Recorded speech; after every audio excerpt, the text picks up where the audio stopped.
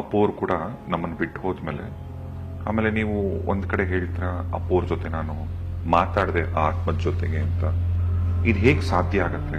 ಸತ್ತ ಒಂದು ಕೇವಲ ಕೆಲವೇ ದಿವಸದಲ್ಲಿ ಮಾಡಿದ್ದು ನಾನು ಕೇಳಿದ ಪ್ರಶ್ನೆ ಇಷ್ಟೇ.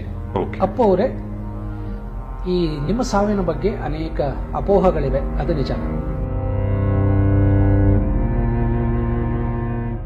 ಯಶಸ್ಸಿನ ಉತ್ತುಂಗಕ್ಕೆ ಏರಬೇಕಾದ್ರೆ ಎಲ್ಲಕ್ಕೂ ಪ್ರತಿಕ್ರಿಯಿಸುವ ಅವಶ್ಯಕತೆ ಇಲ್ಲ. Your smile can be A reaction. ಆತ್ಮದ ಹೊರರೂಪವೇ ಮನಸ್ಸು, ಮನಸ್ಸಿನ ಒಳರೂಪವೇ ಆತ್ಮ.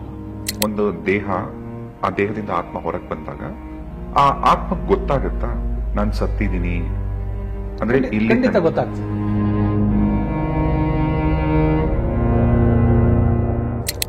ಎಲ್ಲರಿಗೂ ದೆವ್ವ ಯಾಕೆ ಕಾಣೋದಿಲ್ಲ? ಕೆಲವರು ಮಾತ್ರ ಯಾಕೆ ಕ್ಲೈಮ್ ಮಾಡ್ತಾರೆ ನಾನು ದೆವ್ವ ನೋಡಿದೀನಿ ಅಂತ? ರಾಮಕೃಷ್ಣ ಪರಮಹಂಸರು ಸದಾ ಕಾಳಿಯನ್ನ ನೋಡ್ತಿದ್ರಂತ, ಊಟ ಮಾಡ್ತಿದ್ರು. ಪ್ರಪಂಚದಲ್ಲಿ ಸಾಕಷ್ಟು ತಿರುಪತಿ ಇದೆ, ಅಂದ್ರೆ ಶ್ರೀನಿವಾಸನ ದೇವಸ್ಥಾನಗಳಿದೆ. ಆದ್ರೆ ತಿರುಪತಿಗೆನೆ ಯಾಕೆ ಜನ ಹೋಗ್ತಾರೆ?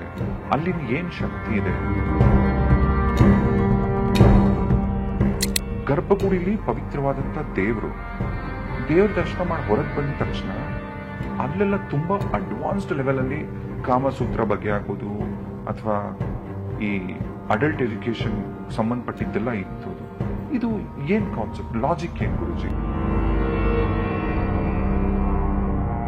ಈಗ ರಾಘವೇಂದ್ರ ಸ್ವಾಮಿಗಳು ಜೀವಂತ ಸಮಾಧಿಯನ್ನು ಅಂದ್ರೆ ಒಂದು ಉಪಪ್ರಾಣ ಇದ್ರೂ ಕೂಡ ದೇಹಕ್ಕೆ ಜೀವ ಇರ್ತದೆ. ಅದು ವರ್ಷಗಟ್ಟಲೆ ಹಾಗೆ ಇರಬಹುದು. ಆಂಜನೇಯ ಬ್ರಹ್ಮಚಾರಿ, ಅವನಿಗೆ 2 ಮದುವೆ. ಒಂದು ಮದುವೆಯಿಂದ ಅವನಿಗೆ ಮಕ್ಕಳಿಲ್ಲ, ಅಧಿಕೃತವಾದ ಮದುವೆಯಿಂದ ಅವನಿಗೆ ಸಂತಾನ ಇಲ್ಲ. ಪ್ರೇಯಸಿಯಿಂದ ಒಂದು ಸಂತಾನ ಇದೆ. ಕೆಲವರು ಬದುಕಿದ್ದಾಗ ಸತ್ತಿದ್ದಂಗಿರ್ತಾರೆ, ಇನ್ ಕೆಲವರು ಸತ್ತ ಮೇಲೆ ಅಜರಾಮರರಾಗ್ತಾರೆ. ಅಂತಹ ಅಪರೂಪದ ವ್ಯಕ್ತಿಗಳಲ್ಲಿ ಅಪ್ಪ ಅವರು. ನಾವು ಇಲಿಗಳು ಒಟ್ಟಾಗಿ ಸೃಷ್ಟಿ ಆದವು. ಸೃಷ್ಟಿ ಆರಂಭದಲ್ಲಿ ಇಲಿಗಳು ಬಿಲದಲ್ಲಿ ವಾಸ ಮಾಡ್ತಿದ್ವು, ನಾವು ಬಿಲಗಳಂತಹ ಗುಹೆಗಳಲ್ಲಿ ವಾಸ ಮಾಡ್ತಿದ್ವಿ. ಈಗ ಇವತ್ತು ಕೂಡ ಇಲಿಗಳು ಆ ಬಿಲದಲ್ಲೇ ಇದ್ದಾವೆ, ನಾವು ಬಿಲದಿಂದ ವಿಲ್ಲಾಗಿ ಬಂದಿದ್ದೀವಿ. ಹೌದಲ್ವೇ? ಬಿಲ್ಲದಿಂದ ವಿಲ್ಲ. ಬಿಲ್ಲಾ ಟು ವಿಲ್ಲ ಅಂತ ಹೇಳ್ಬೋದು. Correct. Why we born again and again ಅಂತಂದ್ರೆ to complete the incomplete actions, deeds and vows of the past ಅಂತ ನಾನು ಹೇಳ್ತೇನೆ, ಪುನರ್ಜನ್ಮ ತಜ್ಞನಾಗಿ.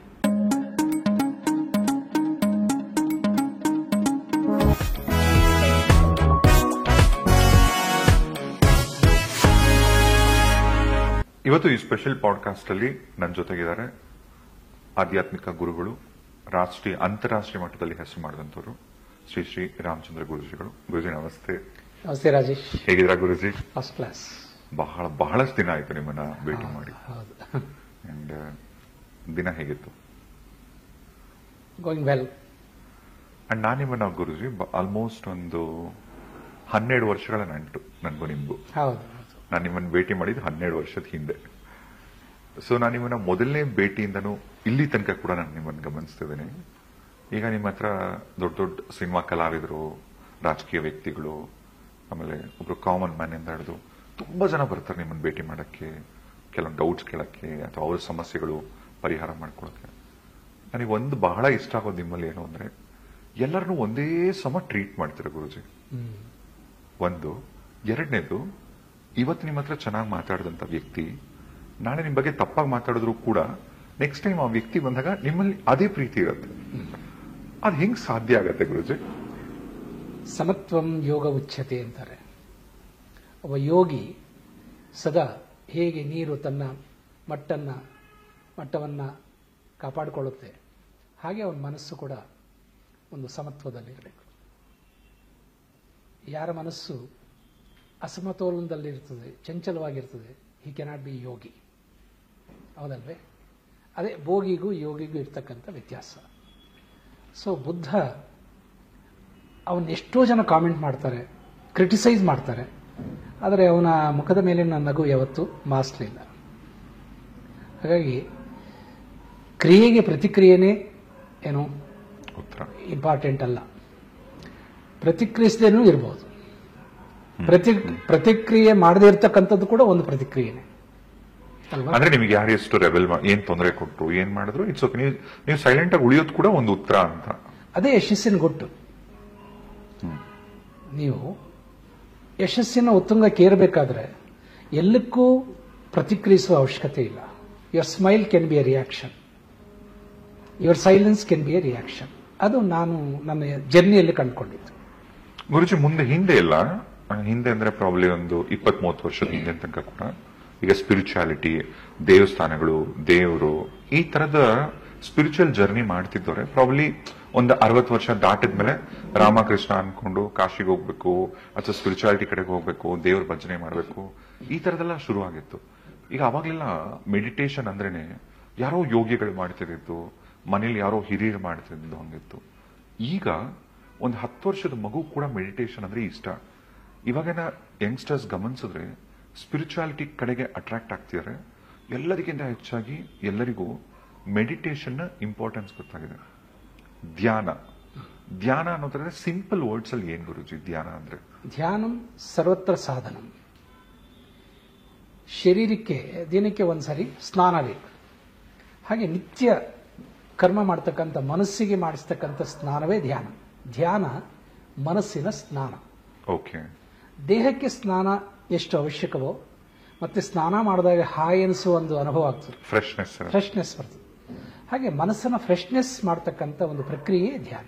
ಈಗ ಧ್ಯಾನದ ಬಗ್ಗೆ ತುಂಬಾ ಜನಕ್ಕೆ ಡೌಟ್ಸ್. ಕೆಲವೊಂದ್ಸರಿ ನಂಗೆ ಚಿಕ್ಕ ವಯಸ್ಸಲ್ಲಿ ಇನ್ನೂ ಚೆನ್ನಾಗಿ ಜ್ಞಾಪಕ ಇದೆ, ಪ್ರಜಾಪಿತ ಬ್ರಹ್ಮಕುಮಾರಿ ಅಲ್ಲಿಗೆ ಹೋದಾಗ ಕೆಲವೊಂದು ಸೆಂಟರ್ಸ್ಗೆಲ್ಲ ನಾನು ನನ್ನ ತಂಗಿ ಚಿಕ್ಕ ವಯಸ್ಸಲ್ಲಿ ಹೋಗ್ತಿದ್ವಿ. ಅಲ್ಲಿ ಒಂದು ರೆಡ್ ಕಲರ್ ಲೈಟ್ ಹಾಕ್ಬಿಡೋರು, ಆಮೇಲೆ ಒಂದು ಸೋಲ್ದು ಒಂದು ಚಿತ್ರ ಇಟ್ಬಿಡೋರು. ಸುಮ್ಮನೆ ಕಣ್ ಮುಚ್ಕೊಬೇಕು ಇಲ್ಲ ಕಣ್ ಬಿಡಬೇಕು, ಸಮಥಿಂಗ್ ಏನೋ ಅಂತ ನಮ್ಗೆ ಅರ್ಥನೂ ಆಗ್ತಿರ್ಲಿಲ್ಲ. ಹೋಗಿ ಸುಮ್ಮನೆ ನಾವು ಕೂತ್ಕೊಂಡು ಧ್ಯಾನ ಮಾಡ್ತಾ ಇದ್ವಿ. ಧ್ಯಾನ ಅಂದ್ರೆ ನಮಗೆ ಗೊತ್ತಿಲ್ಲ, ಸೈಲೆಂಟ್ ಆಗಿ ಕೂತ್ಕೊಳ್ಳೋದು ಅಂತ ನಾವು ಅನ್ಕೊಂಡಿದ್ವಿ. ಈ ಧ್ಯಾನ ಮಾಡೋದು ಅಂದ್ರೆ ಏನ್ ಗುರುಜಿ ಆಕ್ಚುಲಿ? ಮನಸ್ಸನ್ನ ಸೈಲೆನ್ಸ್ ತಗೊಂಡೋಗ್ತಕ್ಕಂಥದ್ದು. ಅದು ಹೇಗೆ ಆ ಪ್ರಕ್ರಿಯೆ? ಆ ಚಟುವಟಿಕೆ ರಹಿತ ಸ್ಥಿತಿ ಅಥವಾ ಆಲೋಚನಾ ರಹಿತ ಸ್ಥಿತಿಗೆ ತಗೊಂಡೋಗ್ತಕ್ಕಂಥ ಪ್ರಕ್ರಿಯೆಯೇ ಧ್ಯಾನ. ಈ ತರ ಮಾರ್ಗಗಳು 1008 ಇದೆ, 1-2 ಅಲ್ಲ. ನೀವು ಹೇಳಿದ್ರಿ ಪ್ರಜಾಪಿತ ಬ್ರಹ್ಮಕುಮಾರಿಯವರ ಮಾರ್ಗ 1, ಹಾಗೆ ಬುದ್ಧನ ಮಾರ್ಗ 1, ಆನಾಪಾನ ಸತಿ ಅಂತಕ್ಕಂಥ. ಹೀಗೆ ನೀನು ಯಾವ ಮಾರ್ಗದಲ್ಲಿ ಹೋದ್ರೂ ಕೂಡ ಅಂತಿಮ ಧ್ಯೇಯ ಏನು? ಮನಸ್ಸನ್ನ ಪ್ರಶಾಂತ ಸ್ಥಿತಿಗೆ ತಗೊಂಡೋಗ್ತಕ್ಕಂಥದ್ದು, ಸ್ವಚ್ಛವಾಗಿ ಇಟ್ಕೊಳ್ಳೋದು. ಹಾ, ಹೇಗೆ ಒಂದು ಕೆಸರು ನೀರಿನ ತುಂಬಿರ್ತಕ್ಕಂಥ ಒಂದು ಗಾಜನ್ನ ಸುಮ್ಮನೆ ಒಂದು ಟೇಬಲ್ ಮೇಲೆ ಹಾಗೆ ಇಟ್ಬಿಟ್ರೆ, ಒಂದು 20 ನಿಮಿಷ ಇಟ್ಟರೆ ಆ ತಿಳಿ ಎಲ್ಲ ಮೇಲೆ ಬರ್ತದೆ, ಕೆಸರೆಲ್ಲ ಕೆಳಗಡೆ ಹೋಗ್ತದೆ. ಮನಸ್ಸು ಹಾಗೇನೆ, ಅದನ್ನು ಕಲಕದೆ ಏನು ವಿಚಾರಗಳಿಗೆ ಒಳಪಡಿಸದೆ ಸೈಲೆನ್ಸಲ್ಲಿ ಇಟ್ಟರೆ, ಸೊ ತಿಳುವಳಿಕೆ ಅಂತ ಏನು ಹೇಳ್ತೀವಲ್ಲ, ತಿಳಿ ಎಲ್ಲ ಮೇಲೆ ಬರ್ತದೆ, ಕೆಸರೆಲ್ಲ ಕೆಳಗಡೆ ಹೋಗ್ತದೆ. ಈ ಮನಸ್ಸು ಬೇರೆ ಆತ್ಮ ಬೇರೆನಾ? ಆತ್ಮದ ಹೊರರೂಪವೇ ಮನಸ್ಸು, ಮನಸ್ಸಿನ ಒಳರೂಪವೇ ಆತ್ಮ. ಅಂದರೆ ಪರಿಶುದ್ಧ ರೂಪವೇ ಆತ್ಮ ಮತ್ತು ಅಪರಿಶುದ್ಧ ರೂಪವೇ ಮನಸ್ಸು. ಓಕೆ.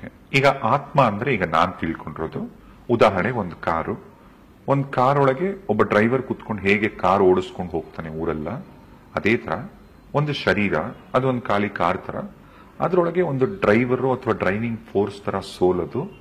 ಸೊ ಅದು ಡ್ರೈವ್ ಮಾಡತ್ತೆ ಅಂತ. Soul cannot be a driver, mind is a driver. Okay. ಮನಃ ಏವಂ ಮನುಷ್ಯಾಣಂ ಕಾರಣಂ ಬಂಧ ಮೋಕ್ಷಿಯೋ. ಅದು ಮೋಕ್ಷಕ್ಕೂ ಮತ್ತು ಉನ್ನತಿಗೂ ಅವನತಿಗೂ ಮೂಲ ಮನಸ್ಸೇ. ಈಗ ನೀವು ಸೋಲ್ ಎಲ್ಲಿ ಫಿಟ್ ಆಗತ್ತೆ ಕಾರಲ್ಲಿ ಅಂದ್ರೆ, it can B engine. Engine ಅದು ಆನ್ ಮಾಡಿದ್ರೆ ಅದು ಮುನ್ನುಗ್ಗುತ್ತೆ, ಬಟ್ ಡೈರೆಕ್ಷನ್ ನಿರ್ಧಾರ ಮಾಡತಕ್ಕಂಥದ್ದು ಡ್ರೈವರ್ ತಾನೆ, ಯಾವ ಡೈರೆಕ್ಷನ್ಗೆ ಹೋಗ್ಬೇಕು ಅಂತ. ಡ್ರೈವರ್ ಅನ್ನೋದು ಮೈಂಡ್ ಅಷ್ಟೇ. ಸೊ ಮೈಂಡೇ ಡ್ರೈವರ್. ಓಕೆ. ಈ ಆತ್ಮ ಅಂದ್ರೆ ಏನು? ಆತ್ಮ ಅಂದ್ರೆ ಚೈತನ್ಯ, ಶಕ್ತಿ. ಅದು ಎಲೆಕ್ಟ್ರಿಸಿಟಿ ಇದ್ದಾಗೆ. ಅದು ಎಷ್ಟು ಬೆಳಕು ಕೊಡಬೇಕು ಅಂತ ನಿರ್ಧಾರ ಮಾಡೋದು ಫಿಲಮೆಂಟ್ ಅಲ್ವಾ, ಕರೆಂಟ್ ಅಲ್ವಲ್ಲ. ಅದು ಯಾವುದರ ಮೂಲಕ ನಾವು ಕನೆಕ್ಟ್ ಮಾಡ್ತೀವೋ ಆ ಕಡೆ ಪ್ರವಹಿಸ್ತದೆ. ಬಟ್ ಅದರ ಕೈಲಿ ಹೇಗೆ ಕೆಲಸ ಮಾಡಿಸ್ಕೊಳ್ಬೇಕು ಅಂತಕ್ಕಂಥದ್ದು ನಿರ್ಧಾರ ಮಾಡೋದು ನಮ್ಮ ಇಂಟೆಲೆಕ್ಟ್.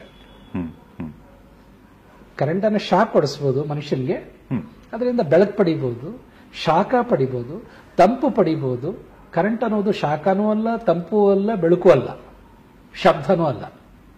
ಸ್ಪೀಕರ್ ಕನೆಕ್ಟ್ ಮಾಡಿದ್ರೆ ಶಬ್ದ ಬರ್ತದೆ, ಕೂಲರ್ ಕನೆಕ್ಟ್ ಮಾಡಿದ್ರೆ ತಂಪು ಬರ್ತದೆ, ಬಲ್ಬ್ ಕನೆಕ್ಟ್ ಮಾಡಿದ್ರೆ ಬೆಳಕು ಕೊಡ್ತದೆ, ಹೀಟರ್ ಕನೆಕ್ಟ್ ಮಾಡಿದ್ರೆ ಬಿಸಿ ಬರ್ತದೆ.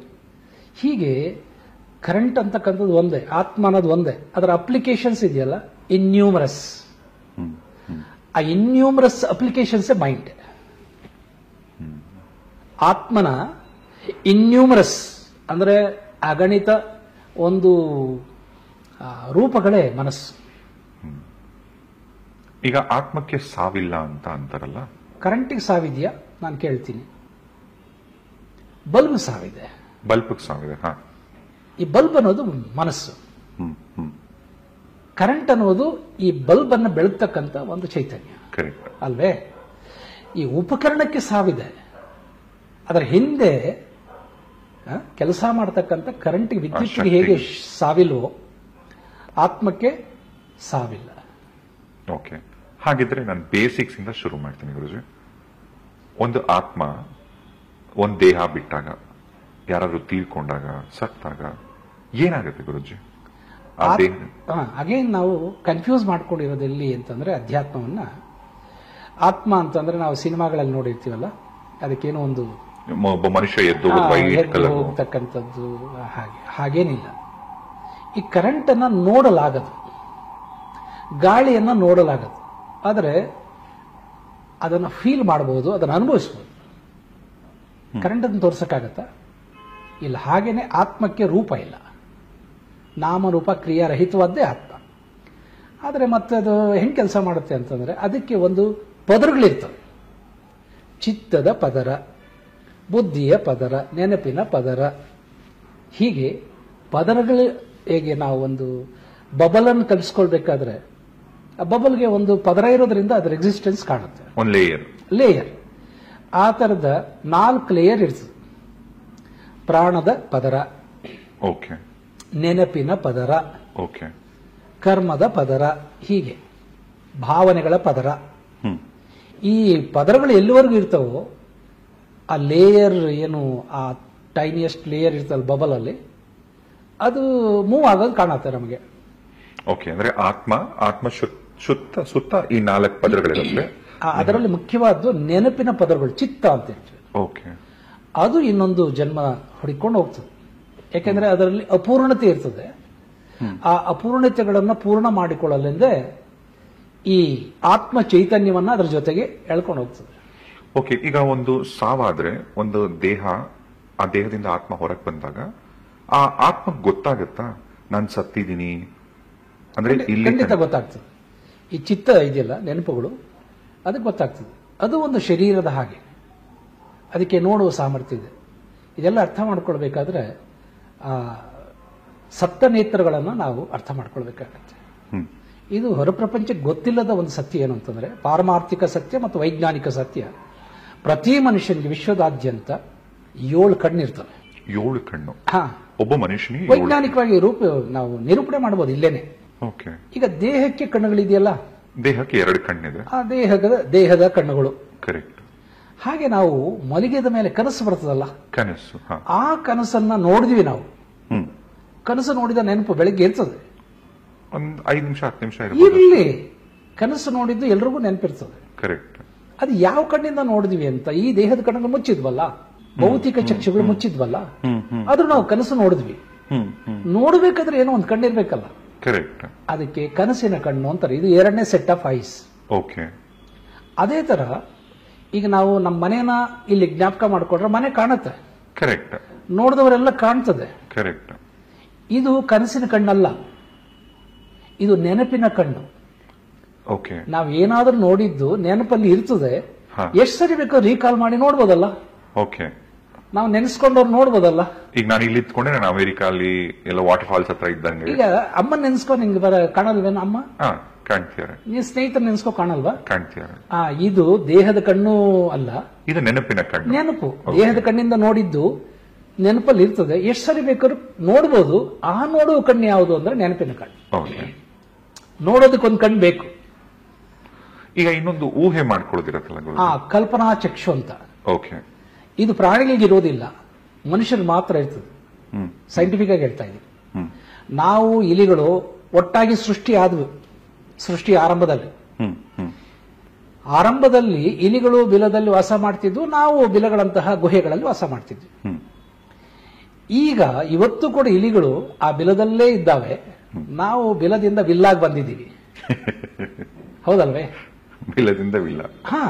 ಬಿಲ್ಲಾ ಟು ವಿಲ್ಲ ಅಂತ ಹೇಳ್ಬೋದು. ಕರೆಕ್ಟ್. ಹಂಗೆ ನಾವು ನಮ್ಮಲ್ಲಿ ಆ ಒಂದು ಕ್ರಿಯೇಟಿವ್ ಐ ಇದೆ. ಇದು ಮನುಷ್ಯರು ಮಾತ್ರ ಇದೆ.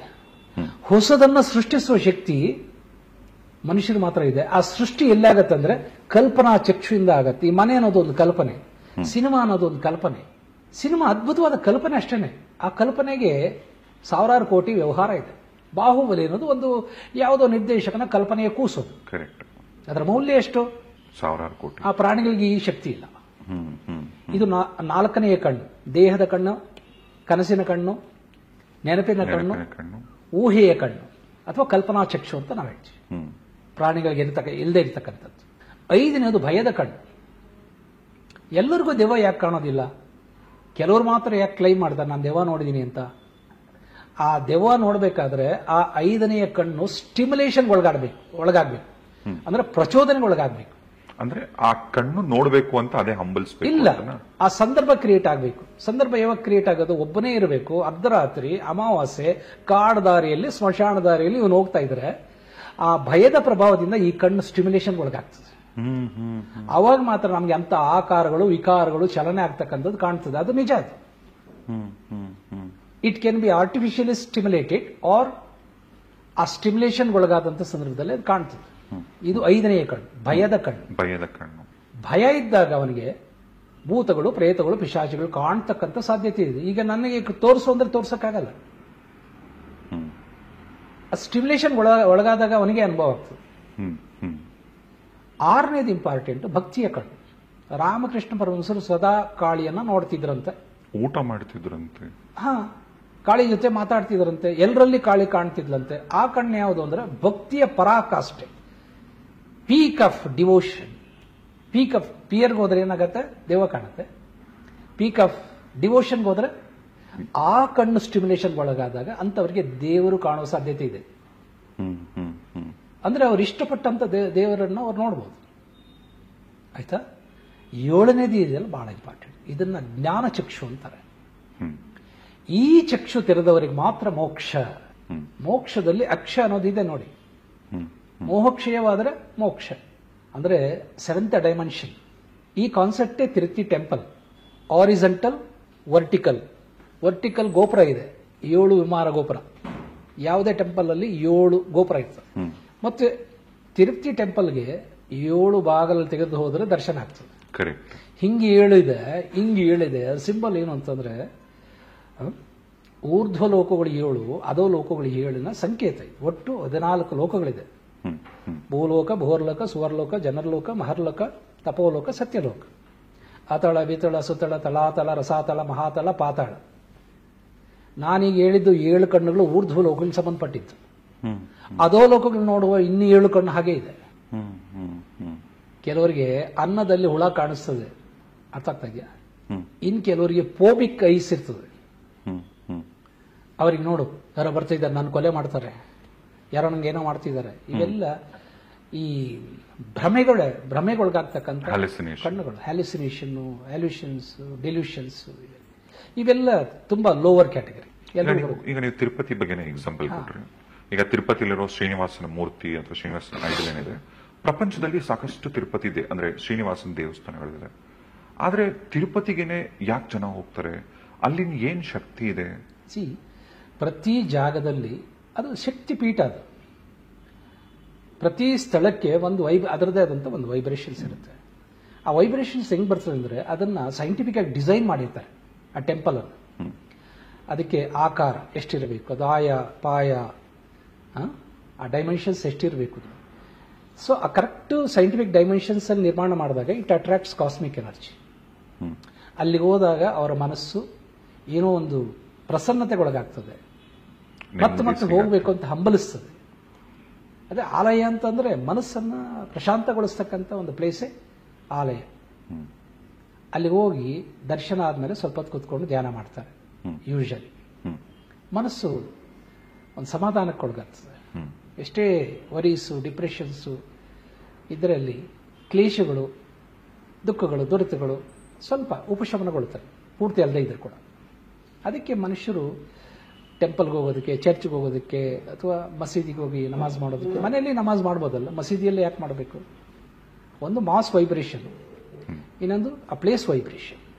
ಮತ್ತೀಗ ನಾವಿದೇ ಇಷ್ಟು ಪವಿತ್ರವಾಗಿ ನೋಡೋ ದೇವಸ್ಥಾನಗಳನ್ನ ನಮ್ಮ ಹಿರಿಯರು ಡಿಸೈನ್ ಮಾಡಿದ ರೀತಿ ಕೂಡ, ಈಗ ನೀವು ಹೇಳ್ದಂಗೆ ವಾಸ್ತು ಆಗ್ಬೋದು ಅಥವಾ ಕಾಸ್ಮಿಕ್ ಎನರ್ಜಿನ ಅಟ್ರಾಕ್ಟ್ ಮಾಡಕ್ಕೆ ಏನೇನು ಬೇಕು ಅದೆಲ್ಲ ಅಡಿಪಾಯ ಹಾಕಿದ್ರು ಮಾಡಿದ್ರು. ಆದ್ರೆ ಮುಂಚೆಯಿಂದ ಈ ಹಳೆ ಕಾಲದ ಈಗಲೂ ಅಷ್ಟೇ ಬೇಲೂರು ಹಳೆಬೀಡು ದೇವಸ್ಥಾನಗಳಾಗ್ಬೋದು ಉದಾಹರಣೆಗೆ, ಸಾಕಷ್ಟು ದೇವಸ್ಥಾನಗಳಲ್ಲಿ ಈ ಹೊರಗಡೆ ಗೋಪುರ ಏನಿರುತ್ತಲ್ಲ, ಅಲ್ಲಿ ಸೆಕ್ಸ್ ಎಜುಕೇಶನ್ಗೆ ಸಂಬಂಧಪಟ್ಟಂತ ವಿಗ್ರಹಗಳನ್ನ ಕೆತ್ತಿದ್ರು. ಗರ್ಭಗುಡಿಲಿ ಪವಿತ್ರವಾದಂತ ದೇವ್ರ ದರ್ಶನ ಮಾಡಿ ಹೊರಗೆ ಬಂದ ತಕ್ಷಣ ಅಲ್ಲೆಲ್ಲ ತುಂಬಾ ಅಡ್ವಾನ್ಸ್ಡ್ ಲೆವೆಲ್ ಅಲ್ಲಿ ಕಾಮಸೂತ್ರ ಬಗ್ಗೆ ಆಗ್ಬೋದು ಅಥವಾ ಈ ಅಡಲ್ಟ್ ಎಜುಕೇಶನ್ ಸಂಬಂಧಪಟ್ಟಿದ್ದೆಲ್ಲ ಇತ್ತು. ಇದು ಏನ್ ಕಾನ್ಸೆಪ್ಟ್, ಲಾಜಿಕ್ ಏನ್ ಗುರುಜಿ ಇದು? ಅದರಲ್ಲಿ ಒಂದು ಸೈನ್ಸ್ ಇದೆ. ಅರ್ಥ ಮಾಡ್ಕೊಳ್ಳದೆ ಇದ್ರೆ ಅದು ನಾವು ಒಂಥರ ಅಸಭ್ಯದ ಪರಮಾವಧಿ ಅಂತ ನಮ್ಗನಿಸ್ತದೆ. ಅದರಲ್ಲಿ ಒಂದು ಎಜುಕೇಶನ್ ಇದೆ. ಮನಸ್ಸಲ್ಲಿ ಕಾಮ ಮತ್ತು ಪ್ರೇಮ ಅಂತ ಎರಡು ಡಿವಿಷನ್ ಇದೆ.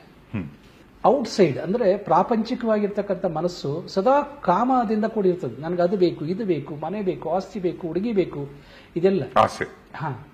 ಅದರ ಒಳಗೋದಾಗ ಅದನ್ನೆಲ್ಲ ಬಿಟ್ಟು ಹೋಗ್ಬೇಕು ಹೊರಗಡೆ. ನಾವು ದೇವಸ್ಥಾನ ಒಳಗಡೆ ಹೋಗ್ತಿದ್ದಾಗ ಒಳ ಆವರಣದಲ್ಲಿ ಎಲ್ಲಿ ಕಾಮಶಿಲ್ಪಗಳಿಲ್ಲ. ಖಜುರಾಹ ಇರಬಹುದು ಅಥವಾ ಬೇಲೂರು ಹಳೆಬೀಡು ಇರಬಹುದು, ಎಲ್ಲಿ ಇಲ್ಲ ಕೂಡ. ಒಂದು ಸಿಂಗಲ್ ಕಾಮಸೂತ್ರದ ಒಂದು ಶಿಲ್ಪಗಳಿಲ್ಲ. ಅಂದ್ರೆ ಕಾಮ ಇರೋದೆಲ್ಲ ಹೊರಗಡೆ. ನೀನು ಫಸ್ಟ್ ಹೊರಗಡೆ ಸುತ್ತಾಕೊಂಬ, ಆಮೇಲೆ ಒಳಗಡೆ ಬಾ. ಎಲ್ಲಿ ಚಪ್ಪಲಿ ಬಿಡ್ತೀಯೋ ಅಲ್ಲಿ ನಿನ್ನ ಕಾಮ ಮನಸ್ಸನ್ನು ಬಿಟ್ಟು ಒಳಗಡೆ ಬಂದ್ರೆ ನಾನಿದ್ದೀನಿ, ಪ್ರೇಮ, ನನ್ನ ಹೆಸರು ಪ್ರೇಮ. ಅಂದ್ರೆ ನಿಂಗೆ ಪ್ರೇಮ ಬೇಕೋ ಕಾಮ ಬೇಕೋ? ಕಾಮ ಬೇಕಾದ್ರೆ ಹೊರಗಡೆ ಎಲ್ಲ ನೋಡ್ಕೊಂಬ. ಪ್ರೇಮ ಅನ್ಕಂಡೀಷನಲ್ ಲವ್ ಬೇಕೋ? ಒಳಗಡೆ ಬಾ. ಎಲ್ಲಿ ಚಪ್ಪಲಿ ಬಿಡ್ತೀಯೋ ಅಲ್ಲಿ ನಿನ್ನ ಮನಸ್ಸನ್ನು ಬಿಟ್ಟು ಬಾ ಅಂತ ಸಿಂಬಾಲಿಕ್. ನಾವೀಗ ಇದೇ ಆತ್ಮಗಳ ಬಗ್ಗೆ ಮಾತಾಡ್ತಿದ್ವಲ್ಲ, ಈಗ ಒಂದು ಸಾವಾದ್ರೆ ಒಂದು ಆತ್ಮದಿಂದ, ಒಂದು ದೇಹದಿಂದ ಆತ್ಮ ಹೊರಗೆ ಬಂದಿತ್ತು. ಈಗ ಆ ಆತ್ಮ ಗಮನಿಸತ್ತಾ? ಈಗ ನನ್ನ ತಂದೆ ಅಳ್ತಿದ್ದಾರೆ, ನನ್ನ ತಾಯಿ ಅಳ್ತಿದ್ದಾರೆ, ನನ್ನ ಹೆಂಡತಿ ಅಳ್ತಿಯಾಳೆ, ನನ್ನ ಮಕ್ಕಳು ಅಳ್ತಿದ್ದಾರೆ, ಆತ್ಮಕ್ಕೆ ಗೊತ್ತಾಗತ್ತಾ ಗುರು? ಗೊತ್ತಾಗತ್ತೆ. ಅದು ಗೊತ್ತಾಗ್ಲಿ ಅಂತಾನೆ ನಾವು ಸಂಸ್ಕಾರಗಳನ್ನು ಮಾಡೋದು. 14 ದಿವಸದ ತಿಥಿ ಕರ್ಮಗಳೆಲ್ಲ ಏನ್ ಮಾಡೋದು ಅಂತಂದ್ರೆ to convince that soul, departed ಸೋಲ್.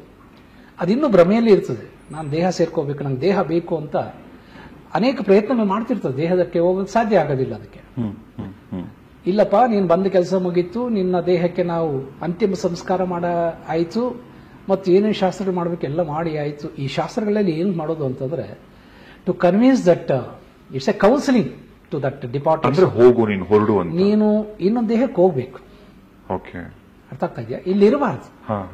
ಈ ಮನೆಯಲ್ಲಾಗ್ಲಿ ಈ ಪರಿಸರದಾಗ್ಲಿ ಇರಬಾರ್ದು.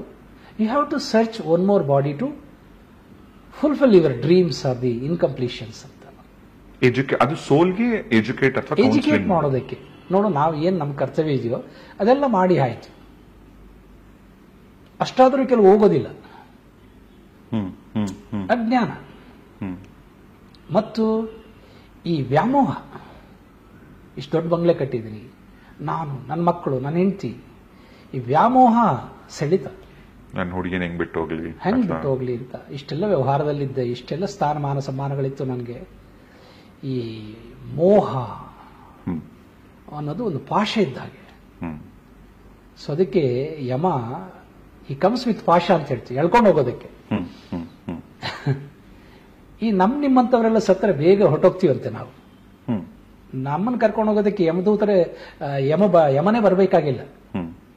ಪಿಸಿಗಳು ಕಳಿಸ್ತಾನೆ ಅವನು. ಪಿಸಿಗಳಂದ್ರೆ ಯಾರು? ಯಮಭಟ್ರು. ನಾನು ಆ ಲ್ಯಾಂಗ್ವೇಜ್ ಅಲ್ಲಿ ಹೇಳ್ತಾ ಯಮಕಿಂಕರರು ಅಂದ್ರೆ ಈಗಿನ ಕಾಲದಲ್ಲಿ ಪಿಸಿಗಳು, ಕಾನ್ಸ್ಟೇಬಲ್.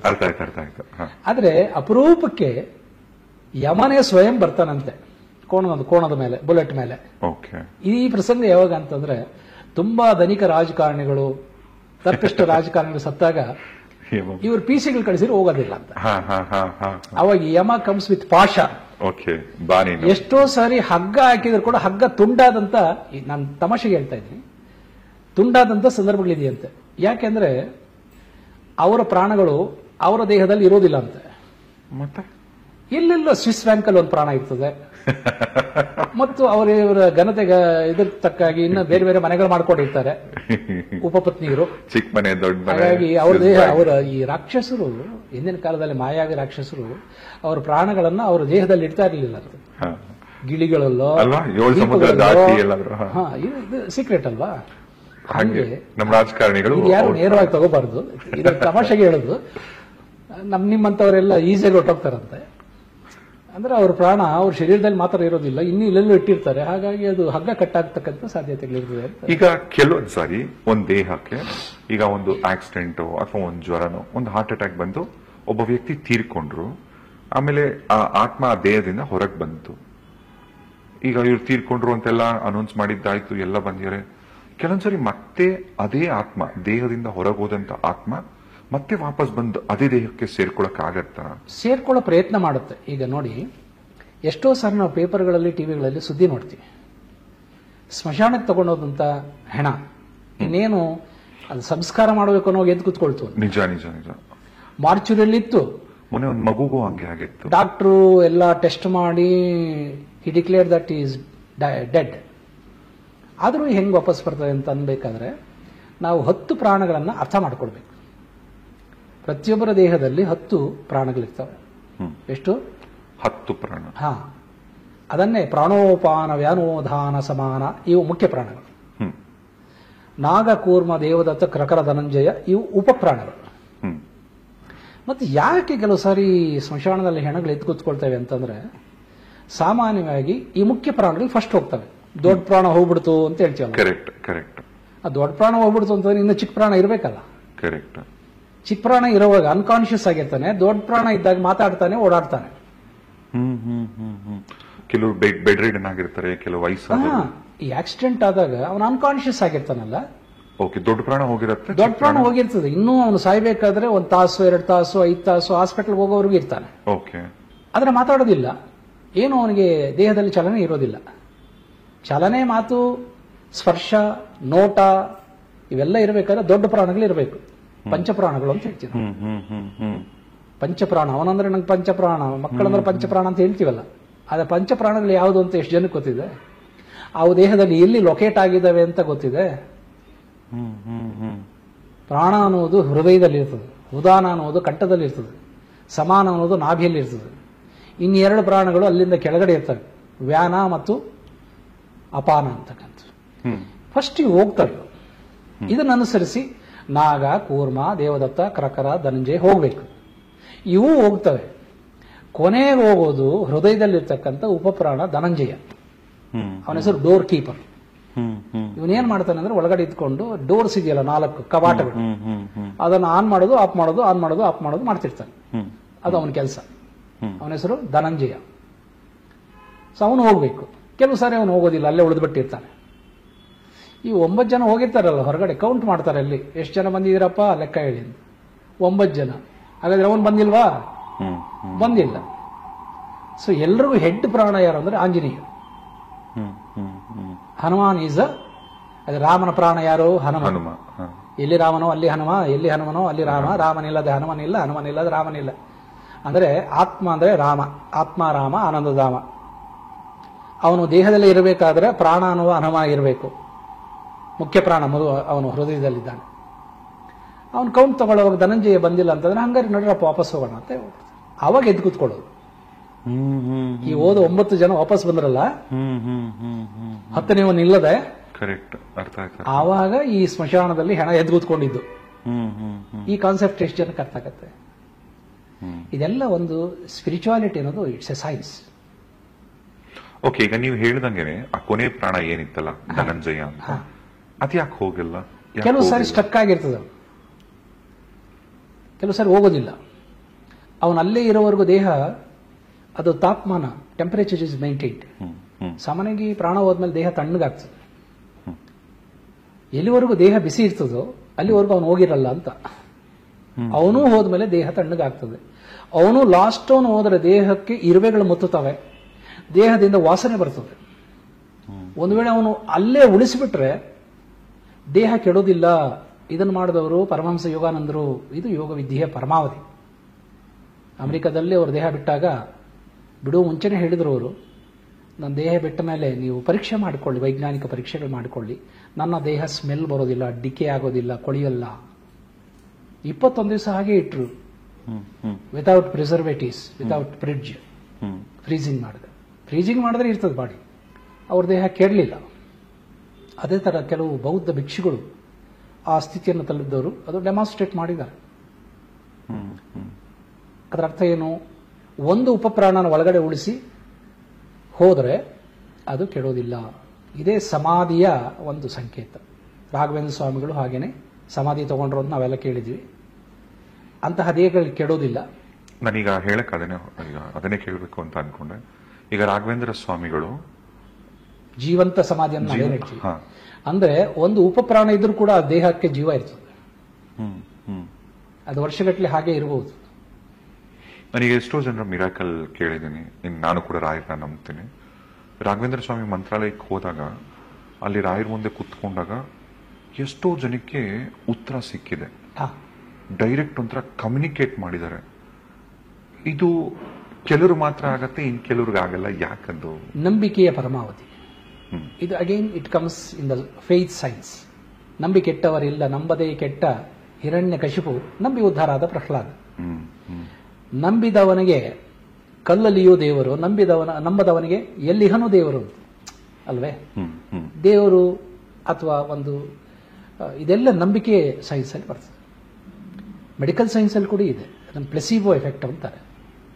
ಎಷ್ಟೋ ಸಾರಿ ನಮಗೆ ಔಷಧಿಯ ಮೇಲೆ ನಂಬಿಕೆ ಇದ್ದಿದ್ರು ಕೂಡ ಔಷಧಿ ಕೊಡುವ ವೈದ್ಯರ ಮೇಲೆ ನಂಬಿಕೆ ಇದ್ರೆ ಕಾಯಿಲೆ ವಾಸಿ ಆಗುತ್ತೆ ಅಂತ.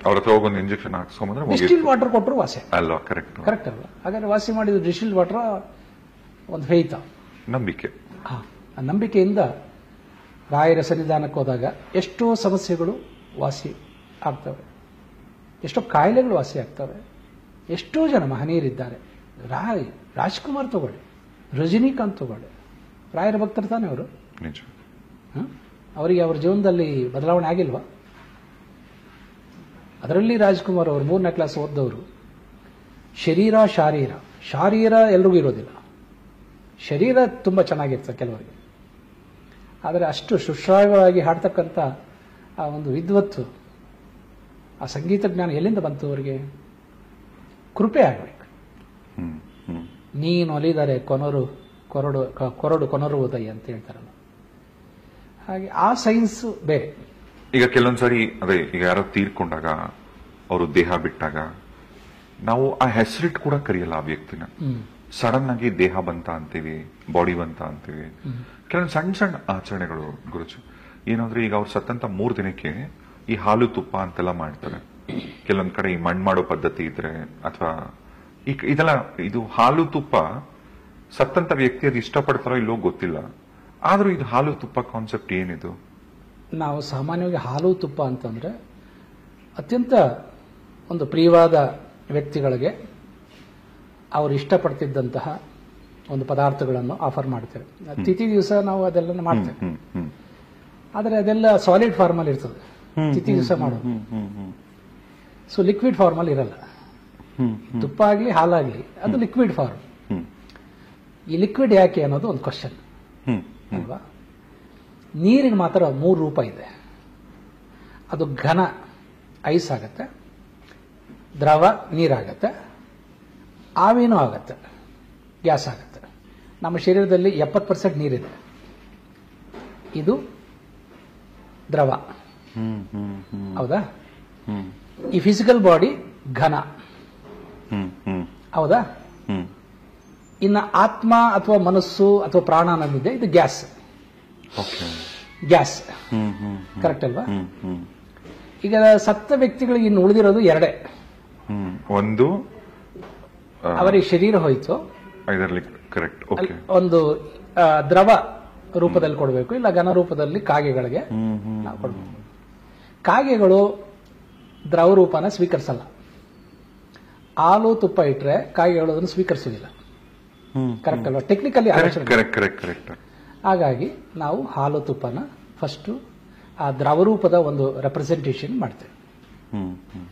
ಚಿತ್ತ ಶರೀರಕ್ಕೆ ಚಿತ್ತ ಆಗುವುದೇ ನೀರಿಂದ. ಏಕೆಂದರೆ ಮನಸ್ಸು, ಬುದ್ಧಿ, ಚಿತ್ತ, ಅಹಂಕಾರ ಅನ್ನೋದೇನಿದೆ ಇವು 5 ಎಲಿಮೆಂಟ್ಸ್ ಇಂದ ಡಿಸೈನ್ ಆಗ್ತವೆ. ಅದರಲ್ಲಿ ಬುದ್ಧಿ ಅಂತಕ್ಕಂಥದ್ದು ಅಗ್ನಿ ತತ್ವದಿಂದ ಆಗತ್ತೆ, ಮನಸ್ಸು ವಾಯು ತತ್ವದಿಂದ ಆಗತ್ತೆ, ಚಿತ್ತ ಅನ್ನೋದು ಜಲತತ್ವದಿಂದ ಆಗತ್ತೆ, ಅಹಂಕಾರ ಅನ್ನೋದು ಭೂತತ್ವದಿಂದ ಆಗತ್ತೆ.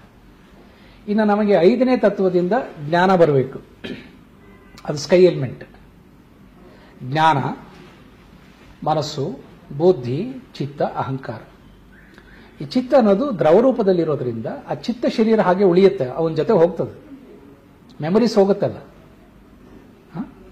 ಹಾಗಾಗಿ ಆ ಚಿತ್ತ ಶರೀರಕ್ಕೆ ಶಾಂತಿ, ಫಸ್ಟ್ ಉಪಶಾಂತಿ ಕೊಡುವುದೇ ಈ ತರ್ಪಣ.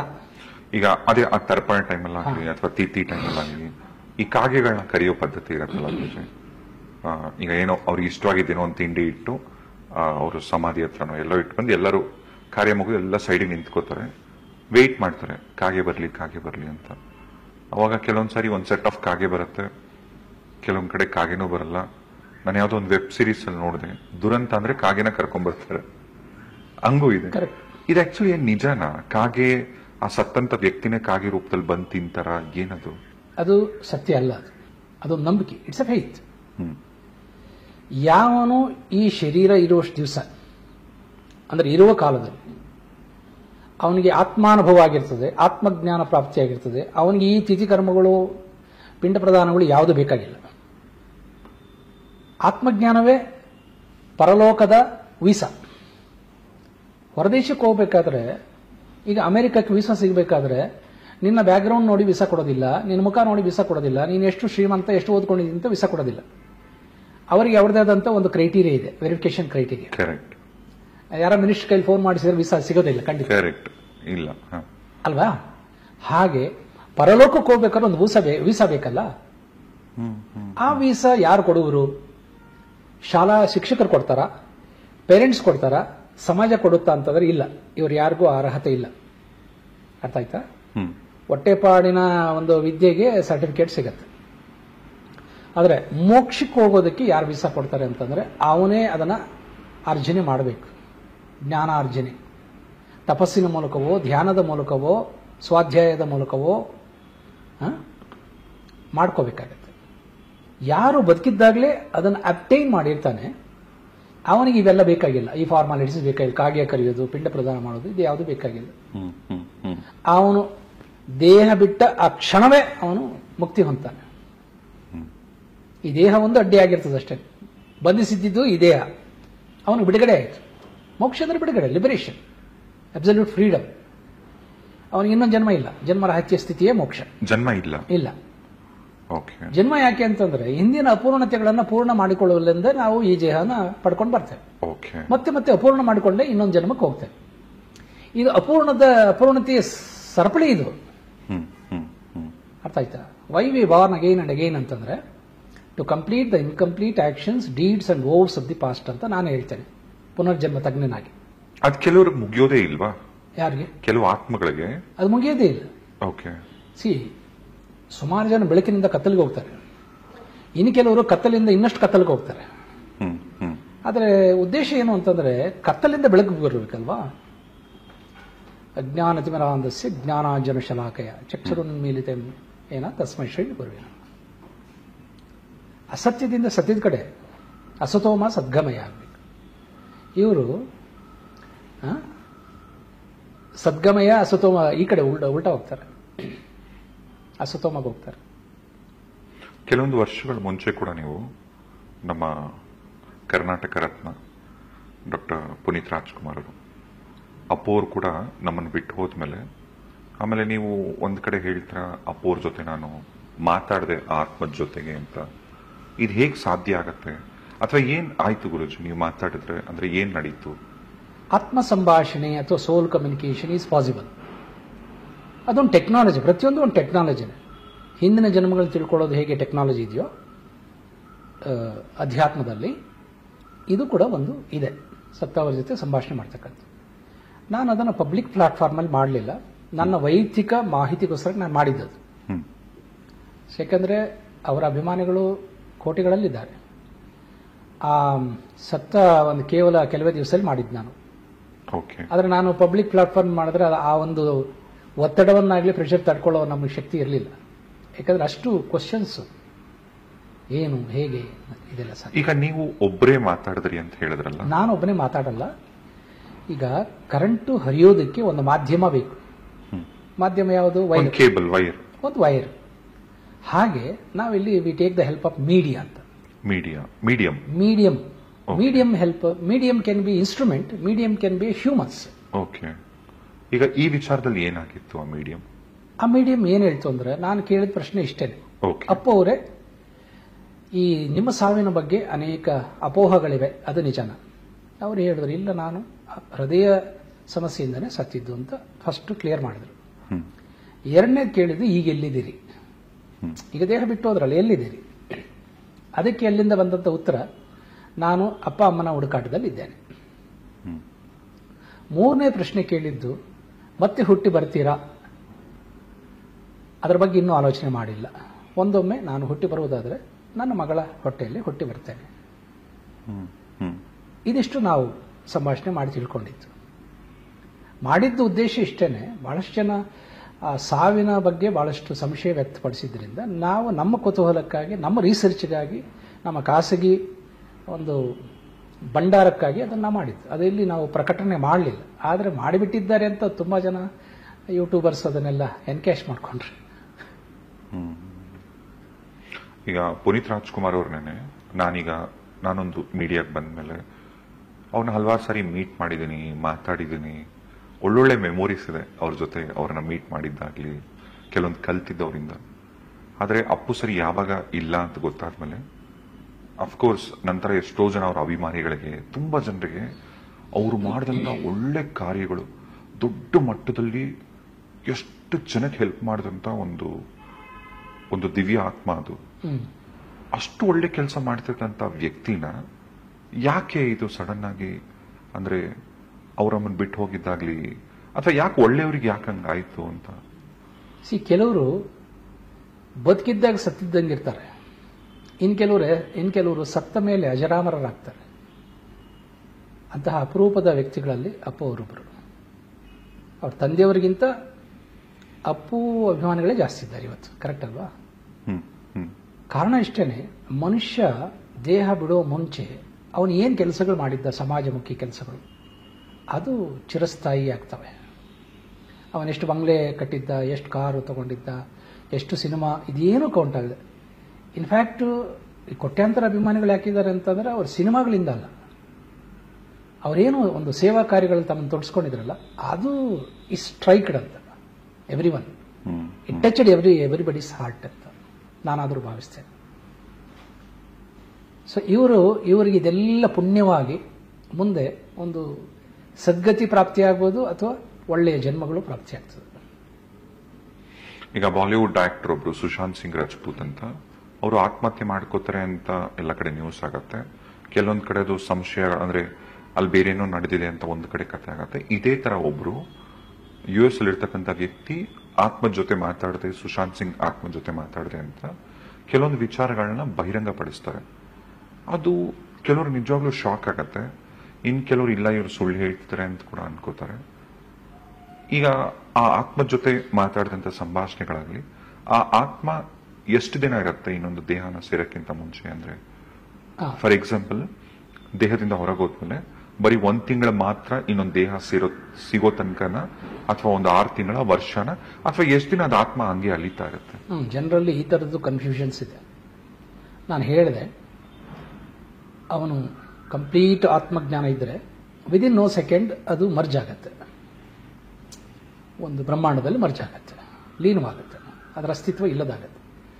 ಅದೇ ಅವನಿನ್ನ ಕರ್ಮ ಕಳೆದಿಲ್ಲ, ಅವನಿಗಿನ್ನೂ ಜನ್ಮಗಳ ಪ್ರಾಪ್ತಿ ಇದೆ ಅಂತಾದ್ರೆ, ಇದು ಕೆಲವು ಗಂಟೆಗಳಿಂದ, ಕೆಲವು ದಿನಗಳಿಂದ ಇಟ್ಕೊಂಡು ಕೆಲವು ಯುಗಗಳವರೆಗೂ ಇರ್ತಕ್ಕಂಥ ಆತ್ಮಗಳು ಇದ್ದಾವೆ.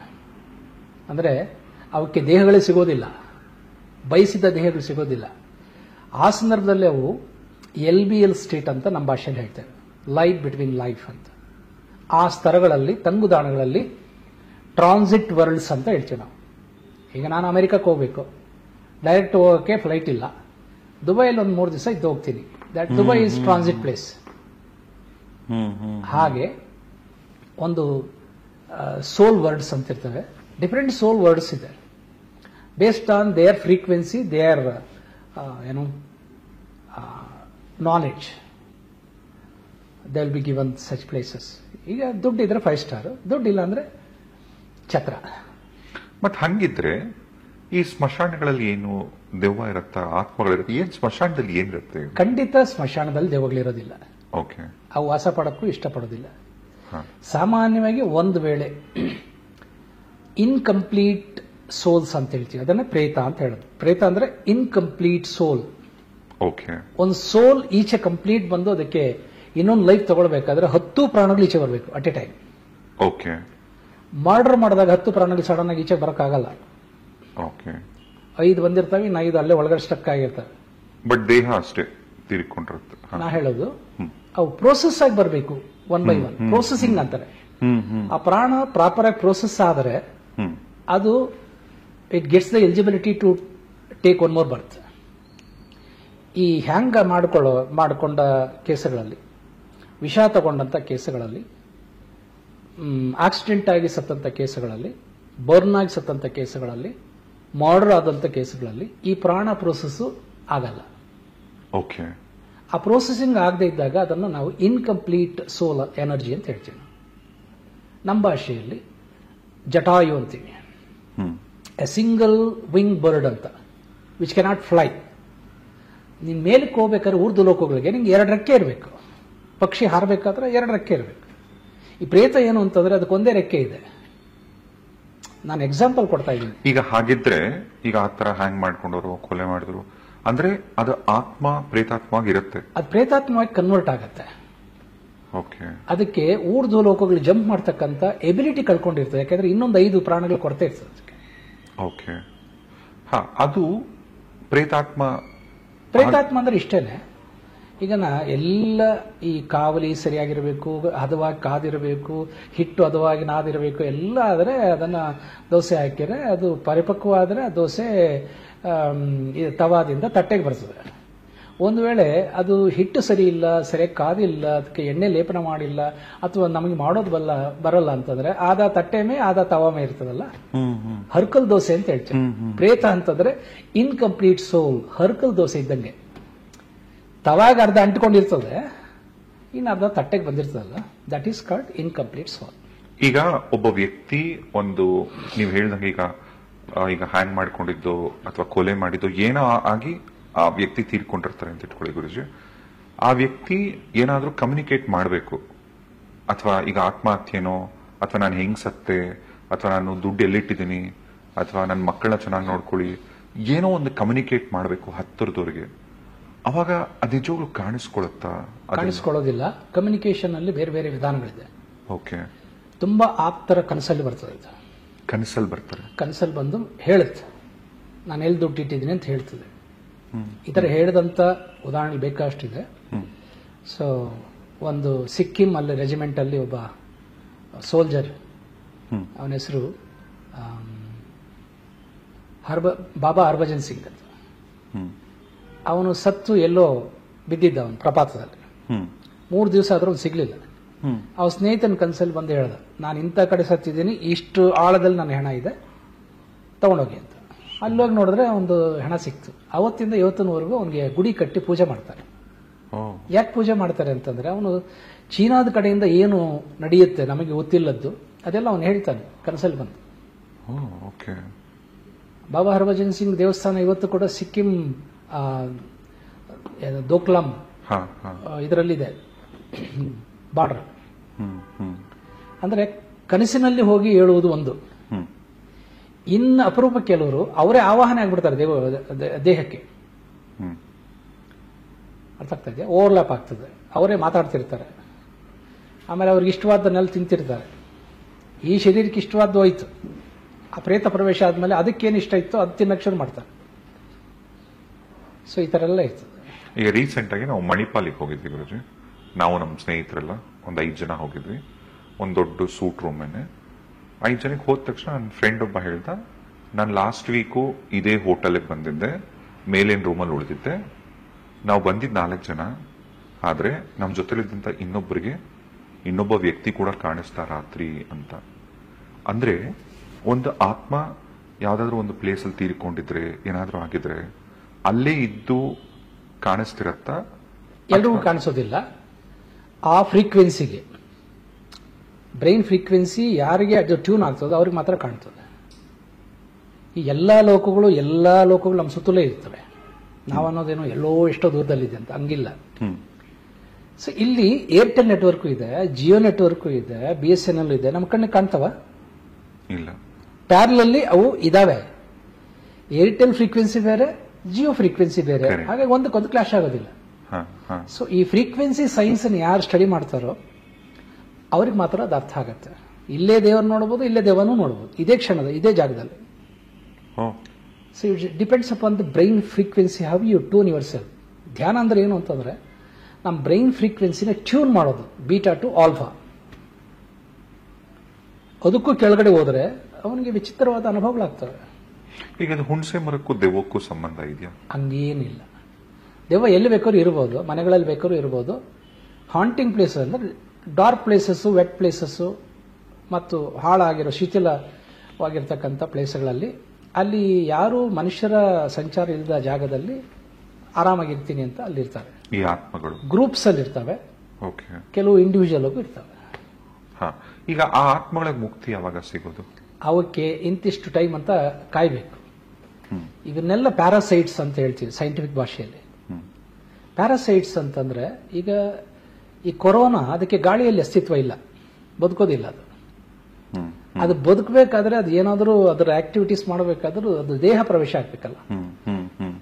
ದೇಹ ಪ್ರವೇಶ ಆದ್ರೆ ಹಾಗಾಗಿ ಕೆಲವು ದೇವಗಳಲ್ಲಿ ಏನ್ ಮಾಡ್ತವೆ, ಯಾವುದೋ ಒಂದು ಶರೀರವನ್ನು ತಾತ್ಕಾಲಿಕವಾಗಿ ಆಶ್ರಯಿಸಿ ಅಲ್ಲಿಂದ ಅವು ಎನರ್ಜಿ ಗೇನ್ ಮಾಡಿ ಹೋಗ್ತವೆ, ಒಂದು ಲೀಪ್ ತಗೊಳ್ತವೆ. ಇನ್ ಕೆಲವು ಆ ಶರೀರವನ್ನು ಮುಗಿಸಿ ಅದರ ಜೊತೆ ಹೋಗ್ತವೆ. ಹ್ಯಾಂಗ್ ಮಾಡಿಸ್ತವೆ ದೆವ್ವ ಸೇರ್ಕೊಂಡು, ಇಬ್ರು ಹೋಗೋಣ ಅಂತ. ಈಗ ನಾವು ಸ್ವಲ್ಪ ದಿನಗಳ ಮುಂಚೆ ಯಾರೋ ಹೇಳಿದ್ರು ಹಿಂಗೆ, ಏನು ಅಂದ್ರೆ ನಮ್ಮ ಅಜ್ಜಿ ತಾತ ಅಲ್ಲ, ನಮ್ಮ ಪೂರ್ವಜರಂತೆ, ನಮ್ಮ ಸಂಬಂಧಿಕರಂತೆ ಕೆಲವರಿಗೆ ಮೋಕ್ಷ ಸಿಕ್ಕಿಲ್ಲ, ನೀವು ನಿಮ್ಮ ಹಿರಿಯರಿಗೆಲ್ಲ ಮೋಕ್ಷ ಮಾಡಬೇಕು, ಗೋಕರ್ಣಕ್ಕೆ ಹೋಗಿ ಬನ್ನಿ ಅಂತ ರೆಫರ್ ಮಾಡಿದ್ರು. ನಮ್ಮ ತಾತಂಗೆ ಕಾರ್ಯ ಅದೆಲ್ಲ ಮಾಡಿದ್ರು ಕೂಡ. ಆಮೇಲೆ ಅವ್ರು ಹೇಳಿದ್ರು, ಇಲ್ಲ ಅವ್ರಿಗೆ ಯಾರೋ ನಿಮ್ಮ ಸಂಬಂಧಿಕರಲ್ಲಿ ಯಾರೋ ಸಂಬಂಧಿಕರಿದ್ದಾರೆ, ಸಮಥಿಂಗ್ ನೀವು ಮಾಡಬೇಕು ಅಂತ ಹೇಳಿ ಕಳಿಸ್ಕೊಟ್ರು. ಈಗ ಗೋಕರ್ಣ ಹೋಗಿ ಒಂದು ಪೂಜೆ ಮಾಡಿದ ತಕ್ಷಣನೇ ಆ ಆತ್ಮ ಬಿಡುಗಡೆ ಆಗತ್ತಾ? ಅದು ಹೆಂಗೆ ಗುರುಜಿ, ಅದು ಹೆಂಗ್ ವರ್ಕ್ ಆಗತ್ತೆ? ಅದು ಶುದ್ಧ ಸುಳ್ಳು. ನಾನು ಬಹಳ ಅಧಿಕಾರಯುತವಾಗಿ ಹೇಳ್ತೇನೆ. ಆತ್ಮ ಸಾಕ್ಷಾತ್ಕಾರ ಅಂತಕ್ಕಂಥದ್ದು ಅವನೇ ಮಾಡ್ತಕ್ಕಂಥ ಒಂದು ಪ್ರೋಸೆಸ್, ಅವನೇ ಗಳಿಸ್ಕೊಳ್ತಕ್ಕಂಥ ಒಂದು ಇದದು. ಬೇರೆಯವರು ಕೊಡಕ್ಕಾಗೋದಿಲ್ಲ, ಅದು ಪದವಿ ಅಲ್ಲ ಕೊಡೋಕ್ಕೆ. ಹಾಗಾಗಿ ಮೋಕ್ಷವನ್ನು ಕೊಡುವ ಅಧಿಕಾರ ದೇವರಿಗೂ ಇಲ್ಲ. ಅವನೇ ಅದನ್ನ ಗೇನ್ ಮಾಡಬೇಕು, ಅಟೈನ್ ಮಾಡಬೇಕು. ಹಾಗಾಗಿ ಬದುಕಿರುವಷ್ಟು ದಿವಸ ಬೇರೆಯವನ್ನ ಕಾಡಿಸಿ ಪೀಡಿಸಿ ತಂದೆ ತಾಯಿಗಳಿಗೆ ಹಿಂಸಿಸಿ ನಾನು ಗೋಕರ್ಣಕ್ಕೆ ಹೋಗಿ ಪೂಜೆ ಮಾಡಿಸಿದ ತಕ್ಷಣ ಅವನು ಮೋಕ್ಷಕ್ಕೆ ಹೋಗ್ತಾನೆ ಅಂತಂದ್ರೆ ನಾನು ಯಾಕೆ ಧ್ಯಾನ ಮಾಡಬೇಕು, ತಪಸ್ ಮಾಡಬೇಕು, ಸಾಧನೆ ಮಾಡಬೇಕು? ಇದು ಫಂಡಮೆಂಟಲ್ ಕ್ವಶನ್. ಯಾವ ಪುರುಷಾರ್ಥಕ್ಕಾಗಿ ನಾನು ಲೈಫ್ ಲಾಂಗ್ ಎಂಜಾಯ್ ಮಾಡಿದ್ರೆ ನನ್ನ ಸೇರಿದವರು ಯಾರೋ ಮಕ್ಕಳು ಯಾರೋ ಮೋಕ್ಷ ಕೊಡೋ ಹಾಗಿದ್ರೆ? ಅಲ್ಲೂ ಕೂಡ ಪ್ಯಾಕೇಜ್ ಗುರುಜಿ, 1,50,000. ನಾನು ಹೇಳಿದ ಮೋಕ್ಷವನ್ನ ಬೈ ಮಾಡಲಾಗದು, ಕೊಂಡುಕೊಳ್ಳಲಾಗದು. ಅದು ಅವನ ಏನು ಕೃಷಿ, ಅವನದೇ ಸ್ವಯಂ ಕೃಷಿ ಅದು. ಮತ್ತೆ ಈಗ ಆತ್ಮಗಳು ದೆವ್ವಗಳು ಅಂತೆಲ್ಲ ಬಂದಾಗ ನೀವು ಗಮನಿಸಿದ್ರೆ ಮುಂಚೆ ಎಲ್ಲ ಅಷ್ಟೇ ಪ್ರತಿಯೊಂದು ಹಳ್ಳಿ ಊರಿನ ಎಂಟ್ರೆನ್ಸ್ ಅಲ್ಲಿ ಆಂಜನೇಯನ ದೇವಸ್ಥಾನ ಇರೋದು. ಎಷ್ಟೋ ರಸ್ತೆಗಳಲ್ಲಿ ಅಥವಾ ಎಲ್ಲನ ಆಕ್ಸಿಡೆಂಟ್ ಆಗತ್ತೆ ಅಂತ ಕಡೆ ಆಗ್ಲಿ ಹನುಮಂತ ಎಲ್ಲಿದ್ರೆ ಅಲ್ಲಿ ಅದೊಂಥರ ಸ್ಟ್ರೆಂತ್. ಏನ್ ಹನುಮಂತ ಏನ್ ಸಿಗ್ನಿಫೈ ಮಾಡ್ತಾನೆ? ಹನುಮಂತನಿಗೂ ಪ್ರೇತಗಳಿಗೂ ಎಣ್ಣೆ ಸಿಗರೇಟ ಇದ್ದಾಗೆ. ಅಂದ್ರೆ ಬೆಳಕಿನ ಉಪಸ್ಥಿತಿಯಲ್ಲಿ ಕತ್ತಲು ಹೇಗೆ ಇರ್ಲಿಕ್ಕೆ ಸಾಧ್ಯ ಇಲ್ವೋ, ಹನುಮಂತ ಅಂದ್ರೆ ಪ್ರಾಣದೇವರು. ಎಲ್ಲಿ ಸಂಪೂರ್ಣ ಪ್ರಾಣ ಇರ್ತದೋ ಧನಂಜಯ ಅಲ್ಲಿ ದೇವಗಳಿಗೆ ಅವಕಾಶ ಇಲ್ಲ ಅಂತ. ಯಾವ ಮನಸ್ಸು ಪ್ರಾಣ ಚೈತನ್ಯದಿಂದ ಬೆಳೀತಿರ್ತದೋ ಆ ಮನಸ್ಸಿನ ಒಳಗಡೆ ಪ್ರೇತ ರೂಪದ ಆಲೋಚನೆಗಳು ಕೂಡ ಪ್ರವೇಶ ಆಗಕ್ಕೆ ಆಗೋದಿಲ್ಲ. ಹನುಮಾನ್ ಇದ್ದ ಕಡೆ ಅನುಮಾನ ಇರೋದಿಲ್ಲ. ಮೇಲಾಗಿ ಹಿಂದಿನ ಕಾಲದಲ್ಲಿ ಹಳ್ಳಿಗಳಲ್ಲಿ ಕೂಡ ದೆವ್ವಗಳು ಬೇಕಷ್ಟಿರ್ತಾ ಇತ್ತು. ನಾನು ಚಿಕ್ಕವನಿದ್ದಾಗ ನೋಡಿದ್ದೀನಿ. ಅಲ್ಲಿಗೆ ಬಿಡಿಸೋದಕ್ಕೆ ಮಾಂತ್ರಿಕರು ತಾಂತ್ರಿಕರು ಬರ್ತಾ ಇದ್ರು. ಬೆತ್ತದ ಏಟು, ಬಡಗಿ ಏಟು ಇವೆಲ್ಲ ನೋಡಿದ್ದೀನಿ ಕಣ್ಣಾರೆ. ಒಂದು ಎಕ್ಸ್ಪೀರಿಯನ್ಸ್ ಹೇಳಿ ಗುರುಜಿ, ನೀವು ನೋಡಿದ ಚಿಕ್ಕ ನಮ್ಮೂರಲ್ಲಿ ಕೋಲಾರ ಹತ್ರ ಅಲ್ವಾ, ದಯ್ಯಾಲ ಸುಬ್ಬಯ್ಯ ಅಂತ ಒಬ್ಬ ಫೇಮಸ್ ದೆವ್ವ ಬಿಡಿಸೋನಿದ್ದ. ದಯ್ಯಾಲ ಸುಬ್ಬಯ್ಯ ಗಿನ್ನಿಸ್ ರೆಕಾರ್ಡ್. ಅಷ್ಟು ಫೇಮಸ್. ಬ್ಯಾಂಗ್ಳೂರ್ ಸುತ್ತಲೂ ಎಲ್ಲ ರೂರಲ್ ಅಲ್ಲಿ ದಯ್ಯಾಲ ಸುಬ್ಬಯ್ಯ. ದಯ್ಯಾಲ ಅಂದ್ರೆ ದೆವ್ವಗಳು, ದೆವ್ವ ಬಿಡಿಸೋ ಸುಬ್ಬಯ್ಯ ಅಂತ. ಅವನು ನೋಡೋದಕ್ಕೆ ಹಂಗೆ ಇದ್ದ, ಒಳ್ಳೆ ವಿಕಾರವಾಗಿ ಇದ್ದ. ಸೊ ಅವನು ನಮ್ಮೂರಲ್ಲೆಲ್ಲ ದೆವ್ವ ಬಿಡಿಸಿದ್ ನಾನು ಕಣ್ಣಾರೆ ನೋಡಿದ್ದೇನೆ. ಮತ್ತೆ ಯಾಕೆ ಹಳ್ಳಿಗಳಲ್ಲಿ ದೆವ್ವ ಇರ್ತಾ ಇತ್ತು ಅಂತಂದ್ರೆ, ಆಗಿನ ಕಾಲದಲ್ಲಿ ಟಿವಿ ಇರಲಿಲ್ಲ, ಏನು ಎಂಟರ್ಟೈನ್ಮೆಂಟ್ ಇರಲಿಲ್ಲ. ಸಂಜೆ 6ಕ್ಕೆಲ್ಲ ಚಿಮಣಿ ದೀಪ ಆಫ್ ಮಾಡಿ ಮಲ್ಕೋಬೇಕು ಅಷ್ಟೇ. There is no entertainment at all. ಹಾಗಾಗಿ ಖಾಲಿ ಇರುವ ಮನಸ್ಸು ದೆವ್ವಗಳ ಕಾರ್ಖಾನೆ ಅಂತ ಹೇಳ್ತಾರಲ್ಲ, idle mind is devil's workshop ಅಂತ. ಹಾಗೆ ಏನೇನೋ ಆಲೋಚನೆ ಮಾಡಿ ಮಾಡಿ ಮಾಡಿ ಒಟ್ಟು ಕುಟುಂಬದ ಇಂಡಿವಿಜುವಾಲಿಟಿ ಇರಲಿಲ್ಲ, ಯಾರಿಗೂ ಫ್ರೀಡಮೇ ಇರಲಿಲ್ಲ. ಒಂದು ಹೊರಗಡೆ ಹೋಗೋ, ಸುತ್ತಾಡುವ, ಒಂದು ಖರ್ಚು ಮಾಡುವ ಸ್ವತಂತ್ರ ಅನ್ನೋದೇ ಇರಲಿಲ್ಲ. ಇಂತಹ ಮನಸ್ಸುಗಳು ದೆವ್ವ ಪೀಡಿತವಾಗ್ತವೆ. ಅಂದ್ರೆ ಅವುಗಳೇ ಬರೆಸ್ಕೊಳ್ತವೆ. ಅದನ್ನೆಲ್ಲ ಫಾರ್ಮ್ಡ್ ದೆವ್ವಗಳು ಅಂತ ಹೇಳ್ತಾರೆ. ಎಲ್ಲಿ ಮಾಯಿಶ್ಚರ್ ಇರ್ತದೆ ಅಲ್ಲಿ ಫಂಗಸ್ ಇರ್ತದಲ್ಲ, ಹಾಗೆ ವೆಟ್ ಮೈಂಡ್ ಅಲ್ಲಿ ವೆಟ್ ಎಮೋಷನ್ಸ್ ಅಂತ ಹೇಳ್ತೀವಿ. ಏನೋ ಸ್ವಾಲೋಡ್ ಎಮೋಷನ್ಸ್, ಬರೀಡ್ ಎಮೋಷನ್ಸ್. ನಾನು ಕೋಪ ಎಕ್ಸ್ಪ್ರೆಸ್ ಮಾಡಕ್ಕಾಗಲ್ಲ, ನಾನು ನುಂಗ್ ಬಿಡ್ತೀನಿ. ನನ್ನ ಬೈಕ್ ಎಕ್ಸ್ಪ್ರೆಸ್ ಮಾಡಕ್ಕಾಗಲ್ಲ, ನಾನು ನುಂಗ್ ಬಿಡ್ತೀನಿ. ಸ್ವಾಲೋಡ್ ಎಮೋಷನ್ಸ್ ಅವೆಲ್ಲ ವೆಟ್ ಎಮೋಷನ್ಸ್ ಆಗಿ ಅಲ್ಲಿ ದೆವ್ವಗಳು ಹುಡ್ತವೆ. ಈ ಮೆಡಿಟೇಷನ್ ಅಲ್ಲಿ, ಈ ಡೈನಾಮಿಕ್ ಮೆಡಿಟೇಷನ್ ಅಲ್ಲಿ ಹೇಗೆ ಕಿರ್ಚೋದು, ಕೂಗೋದು ಎಲ್ಲ ಮಾಡ್ತೀವಲ್ಲ, ಅದೇ ಕೆಪಾರ್ಸಿಸ್ ಮಾಡಿ ಆ ಭಾವಸಾಂದ್ರಗಳನ್ನ ಭಾವ ವಿರೇಚನೆ ಮೂಲಕ ಹೊರ ಹಾಕ್ತಕ್ಕಂಥದ್ದು. ದ ಕ್ಲಾಟಿಡ್ ಎಮೋಷನ್ಸ್ ಅಂತ ಹೇಳ್ತೀವಿ. ಅಂದ್ರೆ ಇದೆಲ್ಲ ತಮಾಷೆ, ಸೀರಿಯಸ್ ದೆವ್ವಗಳು. ಎಷ್ಟೋ ಸಾರಿ ನಾವು ಎಕ್ಸ್ಪ್ರೆಸ್ ಮಾಡದೇ ಇದ್ರೆ, ಪ್ರತಿಯೊಂದನ್ನು ಮನಸ್ಸಲ್ಲೇ ನುಂಗ್ಬಿಟ್ರೆ, ಇಫ್ ನಾಟ್ ದಿಸ್ ಲೈಫ್, ಇನ್ನೊಂದು ಜನ್ಮಕ್ಕೆ ಅದು ಕ್ಯಾನ್ಸರ್ ಆಗುತ್ತೆ. ಈ ಬರೀಡ್ ಎಮೋಷನ್ಸ್ ಇಂದ ಕ್ಯಾನ್ಸರ್ ಹುಟ್ಟೋದು. ಕ್ಯಾನ್ಸರ್ ವೈರಸ್ ಇಂದ, ಬ್ಯಾಕ್ಟೀರಿಯಿಂದ ಬರೋದಿಲ್ಲ. ತಂಬಾಕು ಅಥವಾ ಇನ್ಯಾವುದೋ ವಸ್ತುಗಳಿಂದ ಬರೋದಿಲ್ಲ. ಅದು 1% ಬರ್ತದೆ. ಈ ತುಂಬಾ ಜನ ಹೆಲ್ದಿ ಲೈಫ್ ಸ್ಟೈಲ್ ಇದ್ದವರಿಗೆ ಕ್ಯಾನ್ಸರ್ ಬರ್ತದೆ, ಹೆಣ್ಮಕ್ಳಿಗೆ. ಅವರೇನು ತಂಬಾಕು ತಿನ್ನಲಿಲ್ಲ, ಸಿಗರೇಟ್ ಸೇದಲಿಲ್ಲ, ಕರೆಕ್ಟ್ ಅಲ್ವಾ? ಅವ್ರಿಗೆ ಯಾಕೆ ಬರ್ತದೆ ಅಂತಂದ್ರೆ, ಎಮೋಷನ್ಸ್ ಅನ್ನ ನುಂಗಿ ನುಂಗಿ ನುಂಗಿ, ಹೇಗೆ ಅವರು ಹೊಗೆ ಸೇವನೆ ಮಾಡ್ತಾರೆ, ಇವರು ಎಮೋಷನ್ಸ್ ಸೇವನೆ ಮಾಡಿ, ಅಂದ್ರೆ ಸಪ್ರೆಸ್ ಮಾಡಿ, the suppressed feelings will take different shapes in the body. Tumours ಆಗ್ಬೋದು, ಕ್ಯಾನ್ಸರ್ಸ್ ಆಗ್ಬೋದು, ಏನ್ ಬೇಕಾದ್ರೂ ಆಗ್ಬೋದು. ಈಗ ಸಪ್ರೆಸ್ ಅಂದ್ರೆ ಅದು ಹೆಣ್ಮಕ್ಳಾಗ್ಲಿ ಗಂಡ್ ಮಕ್ಳಾಗ್ಲಿ ಯಾರೇ ಆಗಲಿ ತಮ್ಮ ಇಟ್ಕೊಬಾರ್ದು, ಏನು ಇಟ್ಕೋಬಾರ್ದು. ಸ್ಪೆಷಲಿ ಹೆಣ್ಮಕ್ಳಿಗೆ ಯಾಕೆ ಬ್ರೆಸ್ಟ್ ಕ್ಯಾನ್ಸರ್ ಆಗ್ತದೆ ಅಥವಾ ಬೇರೆ ಬ್ಲಡ್ ಕ್ಯಾನ್ಸರ್ ಇನ್ನೇನೇನೋ ಆಗ್ತದಲ್ಲ, ಯೂಟ್ರಸ್ ಕ್ಯಾನ್ಸರ್, ಯಾಕಂದ್ರೆ ಅವರು ಗಂಡಸರಿಗಿಂತ ಜಾಸ್ತಿ ನುಂಗ್ತಾರೆ ತಮ್ಮ ಭಾವನೆಗಳನ್ನು. ಅಂದ್ರೆ ಗಂಡ ಏನಾದ್ರೂ ಸಹಿಸ್ಕೋತಾರೆ.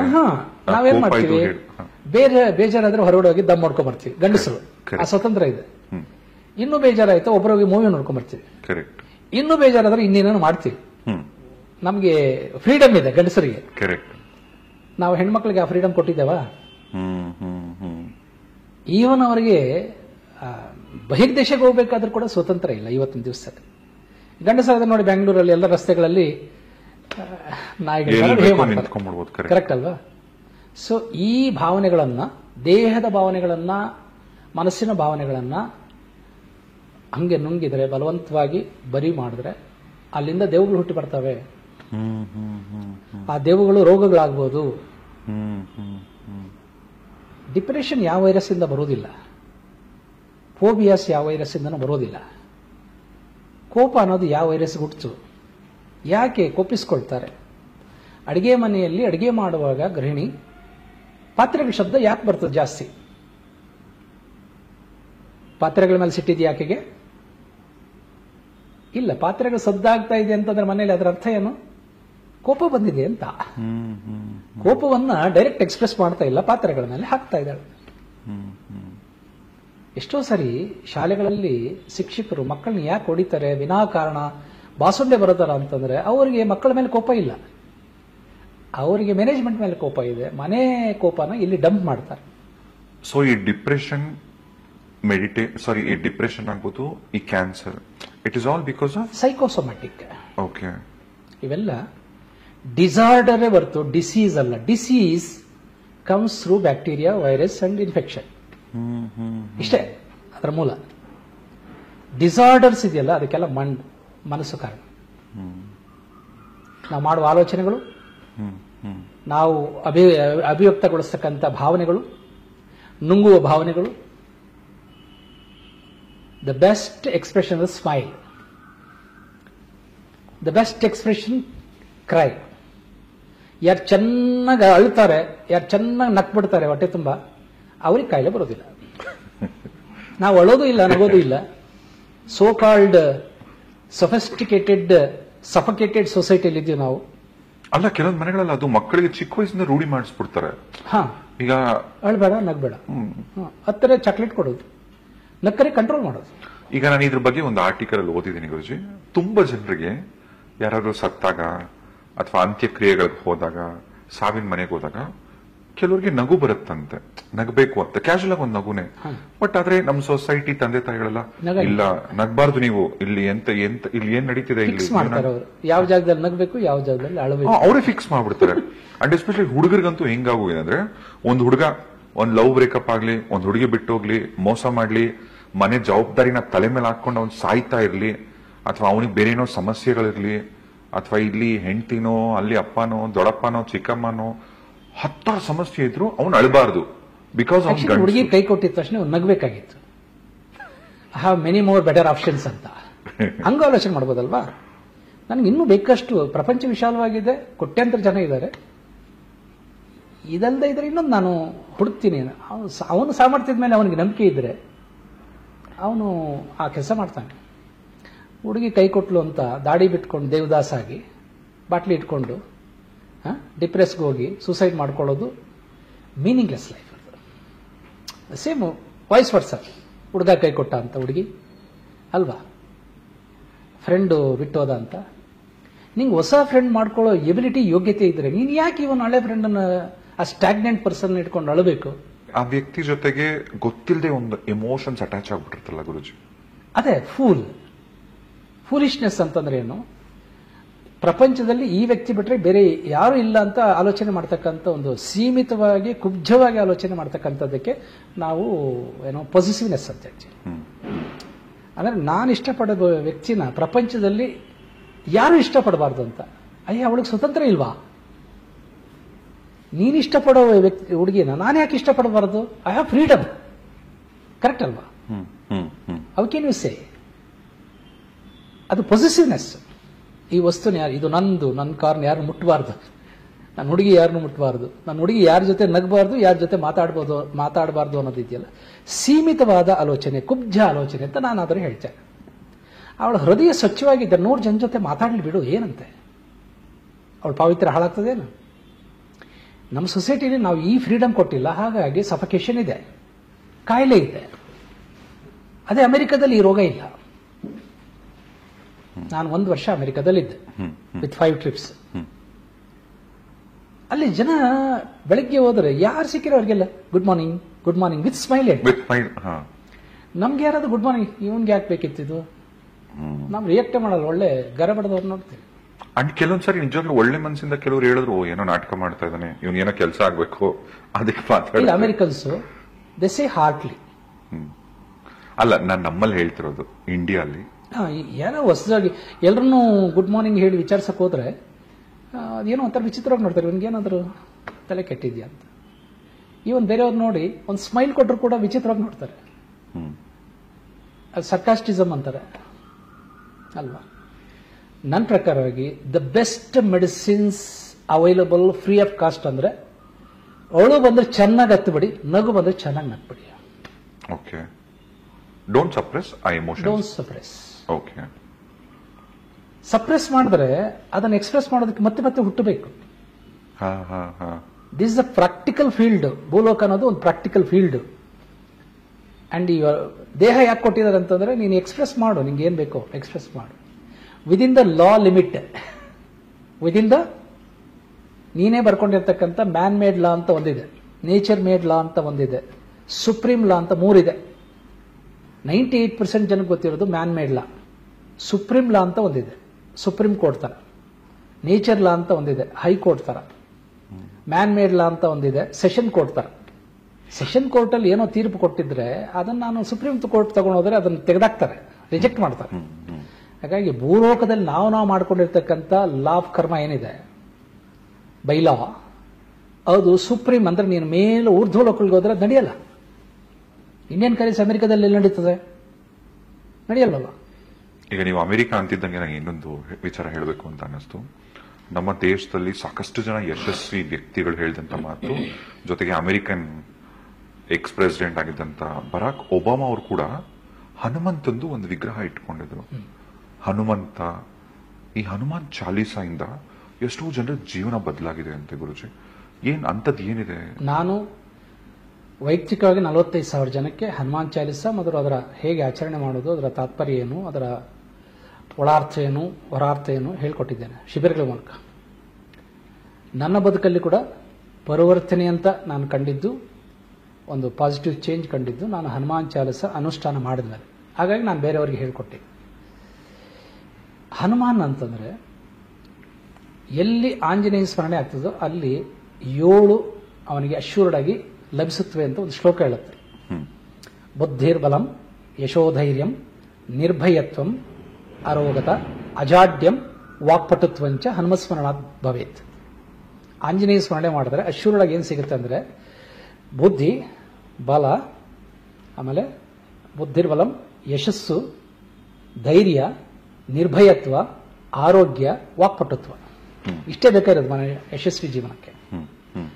ಹನುಮಾನ್ ಆ ಪರ್ಸನಾಲಿಟಿ ನೋಡಿ, is the first person to introduce gym culture to this world with 6 packs. With 6 packs. ಅದನ್ನ ಗಣೇಶನ್ ನಾನು ಹೋಲಿಕೆ ಮಾಡೋಕ್ಕಾಗಲ್ಲ. ಗಣೇಶಂದೇನು ಫ್ಯಾಮಿಲಿ ಪ್ಯಾಕ್. ಸೊ ನೀನು ಫಿಟ್ ಆಗಿರಬೇಕು ಫಿಸಿಕಲಿ, ಮೆಂಟಲಿ, ಎಮೋಷನಲಿ, ಸ್ಪಿರಿಚುವಲಿ ಅಂತಂದ್ರೆ ಆಂಜನೇಯಗಿಂತ ರೋಲ್ ಮಾಡಲ್ಲ ಯಾರಲ್ಲ. ಆಂಜನೇಯ ಧ್ಯಾನಕ್ಕೆ ಹೆಸರುವಾಸಿ. ಆಂಜನೇಯ ಚಿತ್ರಗಳು ನೋಡಿ, ಧ್ಯಾನದ ಭಂಗಿಯಲ್ಲಿ ಇರ್ತದೆ. ಒಂದು ಯುಗ ಕಾಲ ಅವನು ಗಂಧಮಾದನ ಪರ್ವತದಲ್ಲಿ ಧ್ಯಾನ ಮಾಡಿ ಕಲಿಯುಗ ಬ್ರಹ್ಮತ್ವ ಆ ಪಟ್ಟಕ್ಕೆ ಅರ್ಹತೆ ಗಳಿಸಿಕೊಂಡ. ಮೇಲಾಗಿ ಚಿರಂಜೀವಿ, ಮೇಲಾಗಿ ಬ್ರಹ್ಮಚಾರಿ, ಮೇಲಾಗಿ ಫಲಾಪೇಕ್ಷೆ ಇಲ್ಲದೆ ಎಲ್ಲರೂ ಸೇವೆ ಮಾಡಿದವನು ಫ್ರೀಯಾಗಿ. ಅಂದ್ರೆ ನಿನ್ನ ಬದುಕಿಗೆ ಆದರ್ಶ ಅಂತ ಯಾರಿದ್ರೆ, ಒಬ್ಬ ವ್ಯಕ್ತಿ ನೀನು ಚೂಸ್ ಮಾಡೋದಾದ್ರೆ ದೇವರುಗಳಲ್ಲಿ ಹನುಮಾನ್ ಇಸ್ ಬೆಸ್ಟ್. ಹಾಗಾಗಿ ಒಬ್ಬ ಅವರು ಬ್ರಹ್ಮಚಾರಿ ಅಲ್ಲ ಗುರುಜಿ. ಯಾರು? ಆಂಜನೇಯ. ಆಂಜನೇಯ ಬ್ರಹ್ಮಚಾರಿ. ಅವನಿಗೆ 2 ಮದುವೆ. ಓಕೆ. 2 ಮದುವೆ. ಒಂದು ಮದುವೆಯಿಂದ ಅವನಿಗೆ ಮಕ್ಕಳಿಲ್ಲ, ಅಧಿಕೃತವಾದ ಮದುವೆಯಿಂದ ಅವನಿಗೆ ಸಂತಾನ ಇಲ್ಲ. ಪ್ರೇಯಸಿಯಿಂದ ಒಂದು ಸಂತಾನ ಇದೆ. ನಾನೀಗ ನಿಮ್ಮ ಪಾಡ್ಕಾಸ್ಟ್ ಮೂಲಕ ಹೇಳ್ತಾ ಇದ್ದೀನಿ, ಯಾರು ಬೇಕಾದ್ರೂ ಪರಿಶೀಲನೆ ಮಾಡಬಹುದು. ಶ್ರೀರಾಮಾಯಣದಲ್ಲಿ ಆಂಜನೇಯನ ಮಗ ಮಕರಧ್ವಜ ಅಂತ ಇದೆ. ಸೊ ಇದೆಲ್ಲ ತಿಳ್ಕೊಳ್ಬೇಕಾದ್ರೆ ಅದರದ್ದು ಹಿಂದಿನ ಸ್ಟೋರಿ ತಿಳ್ಕೊಳ್ಳದೆ ನಿಮಗೆ ಇಷ್ಟ ಬಂದಂಗೆಲ್ಲ ಹೇಳ್ತೀರಾ ಅಂತ ಕ್ವಶನ್ ಮಾಡಬಹುದು. But it is fact. ಅಧಿಕೃತವಾಗಿ ಮದುವೆ ಆಗಿದ್ದು ಸೂರ್ಯನ ಮಗಳಾದಂತಹ ಸುವತ್ಸಲಾ ದೇವಿಯನ್ನ. ಇವತ್ತಿಗೂ ಆಂಧ್ರ ಪ್ರದೇಶದ ಕುಪ್ಪಮ್ಮಲ್ಲಿ ಅವರಿಬ್ಬರಿಗೂ ಡೆಡಿಕೇಟೆಡ್ ಅಂತ ಒಂದು ಟೆಂಪಲ್ ಬಿಲ್ಡ್ ಮಾಡಿದ್ದಾರೆ. ಸುವತ್ಸಲಾ ಸಮೇತ ಹನುಮಾನ್ನ ಅಲ್ಲಿ ಪೂಜೆ ಮಾಡ್ತಾರೆ. ಅದು ಸೂರ್ಯಪುತ್ರಿ ಜೊತೆ ವಿವಾಹ ಆಗಿತ್ತು ಕಲಿಯಕ್ಕಂತ ಹೋದಾಗ. ಇನ್ನೊಬ್ಳು ಪ್ರೇಯಸಿ, ಒಂದ್ ಸೈಡ್ ಲವ್, ಅವಳಿಗೊಂದು ಶಾಪ. ಆ ಶಾಪ ವಿಮೋಚನೆ ಆಗ್ಬೇಕಾದ್ರೆ ನೀನು ಆಂಜನೇಯನಿಂದ ಸಂತಾನ ಆದ್ರೆ ನಿಮ್ಗೆ ಶಾಪ ವಿಮೋಚನೆ ಆಗತ್ತೆ ಅಂತ ಆಯ್ತು. ಅವಳ ಹೆಸರು ಮಂದಾರವತಿ. ಅವಳು ಕಪಿಕುಲದವಳೆ, ಅವಳು ಕಿಷ್ಕಿಂದಲ್ಲಿದ್ದವಳೆ, ಸಹಪಾಠಿ. ಚಿಕ್ಕ ವಯಸ್ಸಲ್ಲೇ ಒಂದ್ ಸೈಡ್ ಲವ್, ಆಂಜನೇಯ ಅಂದ್ರೆ ಕ್ರಶ್. ಕೊನೆಗೆ ಅವಳು ಅಲ್ಲಿ ಮತಂಗ ಮುನಿಗಳ ಸೇವೆಗೆ ಹಾಕ್ತಾರೆ. ಅವಳು ಎಜುಕೇಶನ್ ಕಂಪ್ಲೀಟ್ ಆಗದಿದ್ದಕ್ಕೆ ಅಲ್ಲಿ ಅವಳು ಯಾವಾಗೂ ಆರಸಿ, ಯಾವಾಗಲೂ ಅನ್ಯ ಮನಸ್ಸುಗಳಾಗಿದ್ಲು. ಯಾವಾಗಲೂ ಹೋದೆಯ ದೂರ ಓ ಜೊತೆಗಾರ ಸೇರಲು ಬಂದಾಗ ನೀ ಅರಿಯದೆ ಓದೆ ಪ್ರೀತಿಯನ ಸಂದೇಶದ ಏನೋ ನಾಡಿದ್ರು. ಹಂಗೆ ಆಂಜನೇಯ ಸ್ವಾಮಿ ಹೆಂಡತಿ ಹಾಡದಂತ ಒಂದ್ ಸೈಡ್ ಕಲ್ಸ್ಕೊಳ್ಳೋದು. ಓಕೆ. ಯಾಕೆ ಕಲ್ಸ್ಕೊಂಡು ಆಡ್ತಿಲ್ಲ ಅಂದ್ರೆ ಆಂಜನೇಯ ಆ ಸಂದರ್ಭದಲ್ಲಿ ಅವಳ ಜೊತೆ ಓದ್ಕೊಂಡಿದ್ದು ಹೈಯರ್ ಎಜುಕೇಶನ್ಗೆ ಅಂತ ಸೂರ್ಯಲೋಕಕ್ಕೆ ಹೋದ, MS ಮಾಡೋದಕ್ಕೆ, PhD ಮಾಡೋದಕ್ಕೆ. ಹಾಗಾಗಿ ಇವಳು ಒಂಟಿ ಆದ್ಲು. ಇಷ್ಟು ದಿವಸ ಕಣ್ಮುಂದೆ ಆದರೂ ಇದ್ದ. ಆ ವಿರಹ ವೇದನೆಯಲ್ಲಿ ಈ ಹಾಡು ಹಾಡ್ತಿರ್ತಾಳೆ. ಹಾಗಾಗಿ ಅವಳು ಟೈಮ್ ಸರಿಯಾಗಿ ಪೂಜಾ ಪರಿಕರಗಳನ್ನು ತಂದು ಕೊಡೋದಿಲ್ಲ ಋಷಿಮುನಿಗಳಿಗೆ. ಅವರು ಒಂದು ಶಾಪ ಹಾಕ್ತಾರೆ, ನೀನು ಯಾವಾಗಲೂ ಜಡವಾಗಿರ್ತೀಯ, ಹಾಗಾಗಿ ನೀನು ದಕ್ಷಿಣ ಸಮುದ್ರದಲ್ಲಿ ದೈತ್ಯ ದೇಹಿ ಅನ್ನುವ ತಿಮಿಂಗಲ ಆಗಿ ಬಿದ್ದಿರು. ತಿಮಿಂಗಲ ಬೇರೆ ಮೀನುಗಳ ತರ ಓಡಾಡಲ್ಲ, ಅದು ಎಲ್ಲೋ ಒಂದು ಕಡೆ ಇದ್ಬಿಡ್ತದೆ. ಶಾಪ ವಿಮೋಚನೆ ಹೇಳಿ ಗುರುಗಳೆಂದಾಗ ಆಂಜನೇಯ ಲಂಕೆಗೆ ಸೇತುವೆ ಕಟ್ಟಕ್ಕೆ ಬರ್ತಾನೆ. ಆ ಭಯಂಕರ ಬಿರು ಬಿಸಿಲಲ್ಲಿ ಹೆಬ್ಬಂಡಗಳನ್ನು ಹೊತ್ಕೊಂಡು ಸೇತುವೆ ಕಟ್ಟುವಾಗ ಬೆವರ್ತಾನೆ ಆಂಜನೇಯ. ನೀನು ಕಾಯ್ತಾ ಇರಬೇಕು, ಆ ಬೆವರಿನ ಬಿಂದನ್ನು ನೀನು ನುಂಗಿದ್ರೆ ನೀನು ಕನ್ಸೀವ್ ಆಗ್ತೀಯ, ನಿಂಗೊಂದು ಮಗು ಹುಡ್ತದೆ, ಅವಾಗ ನಿಂಗೆ ಶಾಪ ವಿಮೋಚನೆ ಆಗ್ತದೆ. ಸ್ಟೋರಿ ಬಹಳ ಹಿಂದೆ ಇದೆ. ಅವಳ ಹೆಸರು ಮಂದಾರವತಿ. ಅರ್ಥ ಆಯ್ತು. ಶ್ರೀರಾಮಾಯಣದಲ್ಲಿ ಇದೆ ಅದು. ಅಂದ್ರೆ ಇವಾಗ ಆಂಜನೇಯ ಬ್ರಹ್ಮಚಾರಿನ ಯಾಕೆಂದ್ರೆ ಅವನಿಗೆ ನೇರ ಸಂಪರ್ಕದಲ್ಲಿ ಮಕ್ಕಳಾಗಲಿಲ್ಲ. ಅರ್ಥ ಆಯ್ತಾ? ಮತ್ತೆ ಈಗಲೂ ಇವತ್ತಿಗೂ ಹಿಮಾಲಯದಲ್ಲಿ ಆಂಜನೇಯ ಸ್ವಾಮಿ ಇದ್ದಾರೆ ಅನ್ನೋ ಪ್ರತೀತಿ ಇದೆ. ಸೊ ಆಂಜನೇಯ ಇದ್ದಾನೆ ಅಂತ ಶಾಸ್ತ್ರ ಹೇಳುತ್ತೆ. ಸಪ್ತ ಚಿರಂಜೀವಿಗಳಲ್ಲಿ ಅವನು ಒಬ್ಬ. ಇನ್ನು ಉಳಿದವರು ಅದಕ್ಕೆ ಅರ್ಹರೋ ಇಲ್ಲ ನನಗೆ ಗೊತ್ತಿಲ್ಲ. ಚಾರೋ ಯುಗ ಪರ ತಾಪ ತುಮ್ಹಾರ ಹೇ ಪರ ಸಿದ್ಧ ಜಗತ್ತು ಉಜಿಯಾರ ಅಂತ ತುಳಸಿದಾಸರು ಬರೀತಾರೆ. 4 ಯುಗಗಳಲ್ಲಿದ್ದವನು ನೀನು. ಕೃತಿಯುಗದಲ್ಲಿದ್ದ, ತ್ರೇತಾಯುಗದಲ್ಲಿದ್ದ, ದ್ವಾಪರ ಯುಗದಲ್ಲಿದ್ದ, ಕಲಿಯುಗದಲ್ಲಿ ಇದ್ದಾನೆ. ಈಗ ಅವನಿಗೆ ಬ್ರಹ್ಮಪಟ್ಟ ಸಿಕ್ಕಿದೆ. ರೂಲಿಂಗ್ ಬ್ರಹ್ಮ ಯಾರು ಕಲಿಯುಗದಲ್ಲಿ ಅಂತಂದ್ರೆ ಆಂಜನೇಯ. ನೋಡಿದಾರ ಗುರುಜಿ? ನೋಡಿರೋ ದರ್ಶನ ಆಗಿದ್ದವರು ಇದ್ದಾರೆ. ನಾನು 4 ಹೆಸರು ಹೇಳ್ತೇನೆ. ರಾಘವೇಂದ್ರ ಸ್ವಾಮಿಗಳು ದರ್ಶನ ಆಗಿತ್ತು, ಯಾಕಂದ್ರೆ ಅವರು ಪಂಚಮುಖಿ ಹನುಮಾನ್ ಉಪಾಸಕರಾಗಿದ್ರು.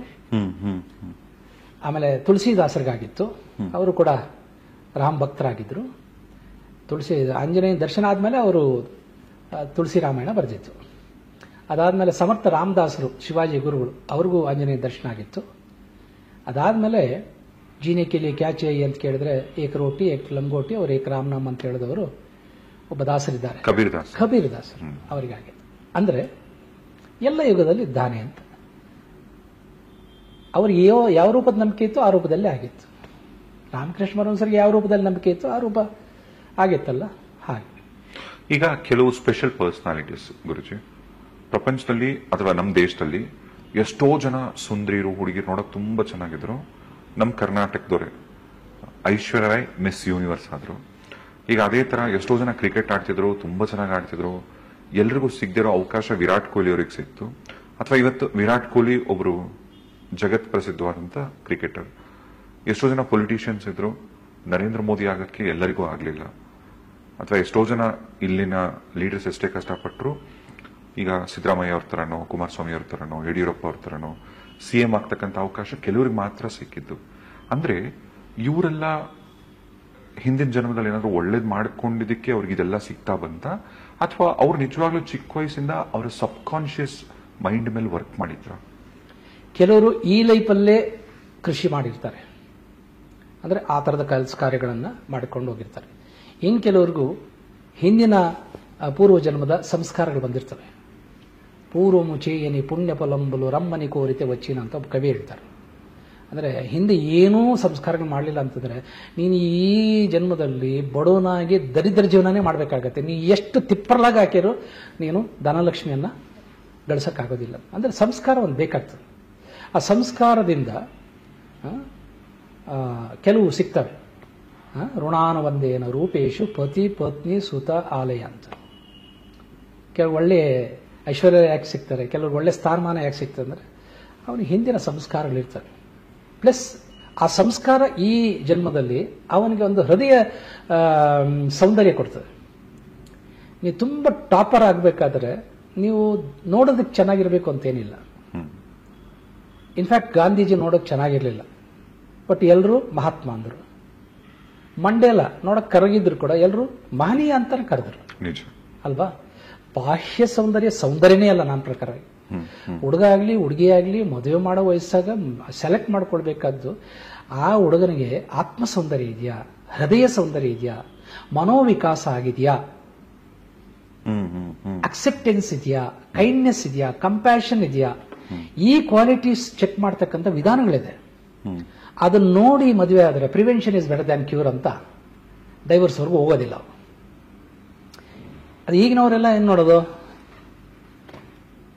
ಹೊರ ಸೌಂದರ್ಯ, ಬಾಹ್ಯ ಸೌಂದರ್ಯ, ಆತ್ಮಿಕ ಸೌಂದರ್ಯ ಅಂತ ಇದೆ.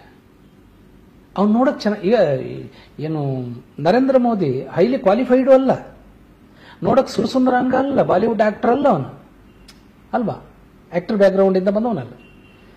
ಆದ್ರೆ ಪ್ರಪಂಚ ಎಲ್ಲ ಯಾಕೆ ಒಂದು ಲೆವೆಲ್ಗೆ, ನಾನು ಆ ಮೋದಿಯ ಭಕ್ತ ಅಲ್ಲನೂ ಅಲ್ಲ, ಆ ಪಾರ್ಟಿಗೆ ಸೇರಿದವನು ಅಲ್ಲ.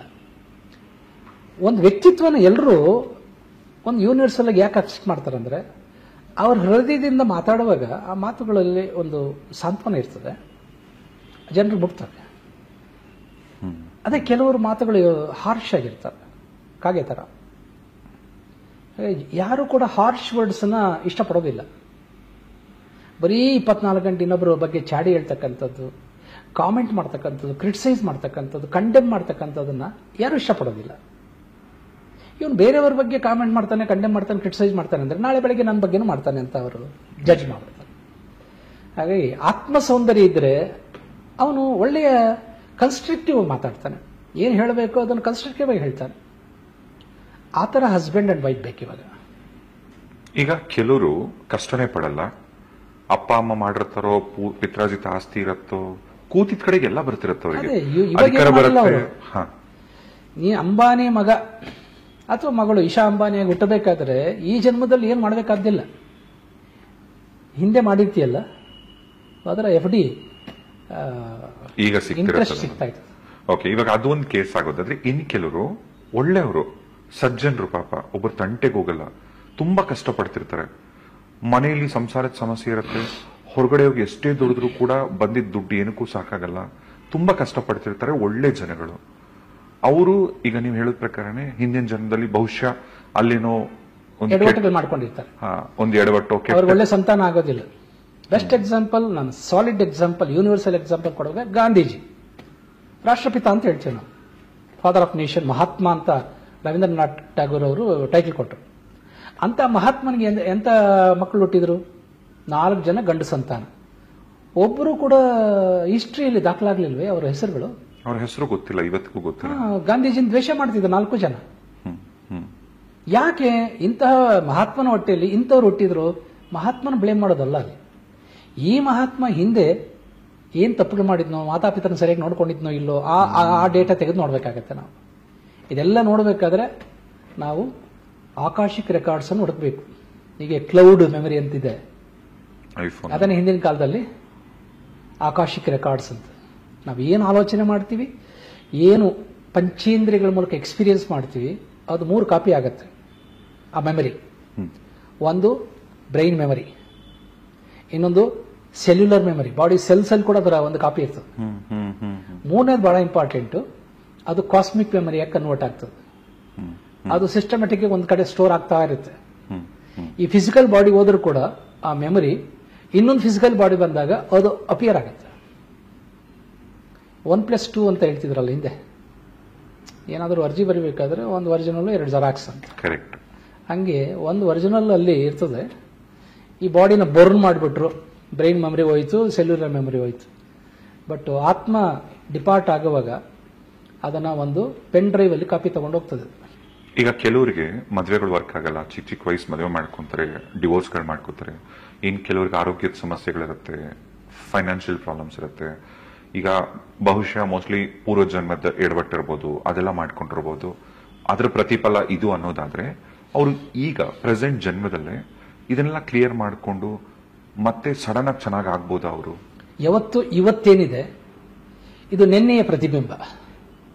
ಇವತ್ತಿನ ಮನೆ ಇವತ್ತೇ ಇರೋದಲ್ಲ, ಅದು 5 ವರ್ಷದಲ್ಲಿ ನಾನು ಏನ್ ಮಾಡಿದ್ದೀನಿ ಅದು ಇವತ್ತು ಕಾಣ್ತಾ ಇದೆ ಮನೆ. ಹಾಗೆ ಪ್ರೆಸೆಂಟ್ ಅನ್ನೋದು ಪಾಸ್ಟ್ನ ಒಂದು ಪ್ರತಿಫಲನ ಅಷ್ಟೇನೆ. ಓಕೆ.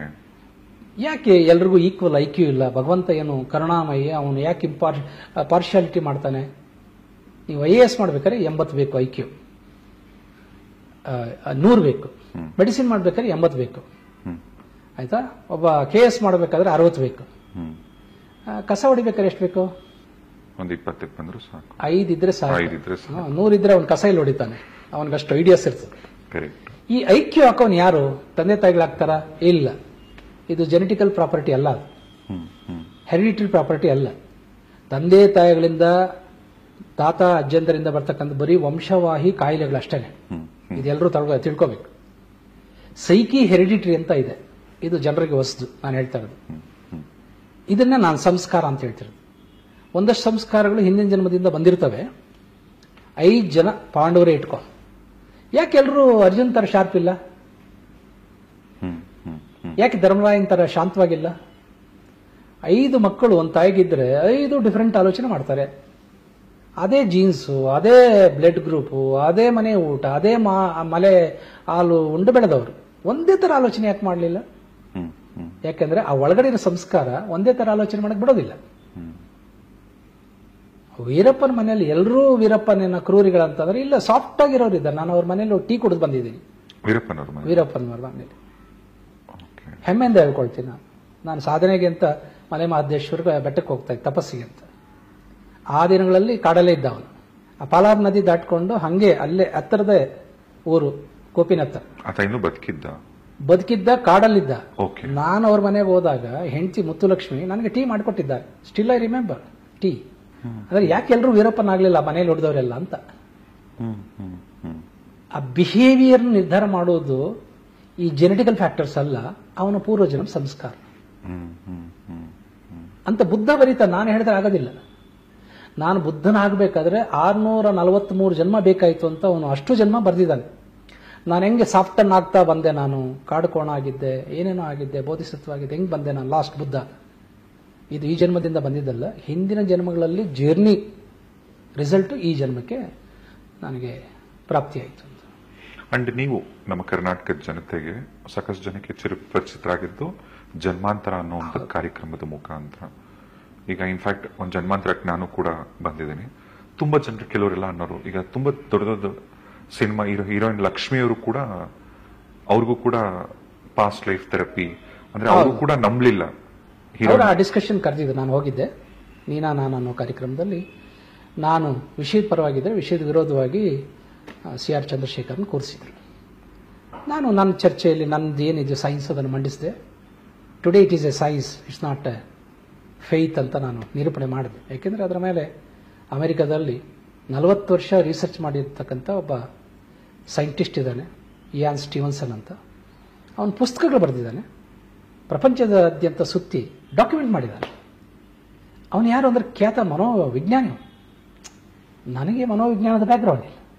ಆದರೆ Ian Stevenson professor of psychology, ಅಮೆರಿಕದಲ್ಲಿ ಕೂತ್ಕೊಂಡು ಬರೆಯೋದಿದೆಯಲ್ಲ, ಒಂದು ಯೂನಿವರ್ಸಿಟಿ ಹೆಡ್ ಆಗಿ ಅದಕ್ಕೆ ಬೆಲೆ ಇದೆಯಲ್ಲ. ಅಂತ ಗ್ರಂಥಗಳು ಎಷ್ಟು ಬೇಕು ನನ್ನ ಹತ್ರ ಇದೆ. ಬ್ರಯಾನ್ ವೀಸ್, ರೇಮಂಡ್ ಮೋದಿ, ಎಷ್ಟು ಜನ ಬೇಕಾರೆ, ಎಷ್ಟು ಜನ ಬರೆದಿದ್ದಾರೆ. ಯಾವ ಹೀರೋಯಿನ್ ಲಕ್ಷ್ಮಿಯವರಾದ್ರೆ ನಿಮಗೆ ಕ್ವಶನ್ ಮಾಡ್ತಾರೆ, ಇಲ್ಲ ಇದು ಪಾಸ್ಟ್ ಲೈಫ್ ಇಲ್ಲ ಅಂತ. ಇಲ್ಲ, ಅವರೇ ಅದನ್ನ ಎಕ್ಸ್ಪೀರಿಯನ್ಸ್ ಮಾಡಿದ್ದಾರೆ. ಅದೇ ಅವರೇ ಎಕ್ಸ್ಪೀರಿಯನ್ಸ್ ಮಾಡಿದ್ರು. ಆಮೇಲೆ ಲಕ್ಷ್ಮಿಯವರೇ ಹೇಳಿದ್ರು, ನಾನು ಹಿಂದಿನ ಜನ್ಮದಲ್ಲಿ ಇದಾಗಿದ್ದೆ. ಅದು ಆಡಿಯೋ ವಿಡಿಯೋ ಎಲ್ರಿಗೂ ಓಪನ್ ಆಗಲ್ಲ. ಭಗವಂತ ಬೇಕಂತಲೇ ಒಂದು ತಡೆಗೋಡೆ ಇಟ್ಟಿರ್ತಾನೆ. ಈಗ ನಾನು ಗತ ಜನ್ಮದಲ್ಲಿ ಒಬ್ಬ ರಾಜ ಅಂತ ಇಟ್ಕೊಳ್ಳಿ, ಈ ಜನ್ಮದಲ್ಲಿ ಒಬ್ಬ ಆರ್ಡಿನರಿ ಪರ್ಸನ್ ಅಂತ ಇಟ್ಕೊಳ್ಳಿ. ನನಗೆ ಪದೇ ಪದೇ ರಾಜ ವೈಭವದ ನೆನಪುಗಳಾಗ್ತಾ ಇದೆ. ನಾನು ಈ ಜನ್ಮ ಎಂಜಾಯ್ ಮಾಡೋಕ್ಕಾಗಲ್ಲ.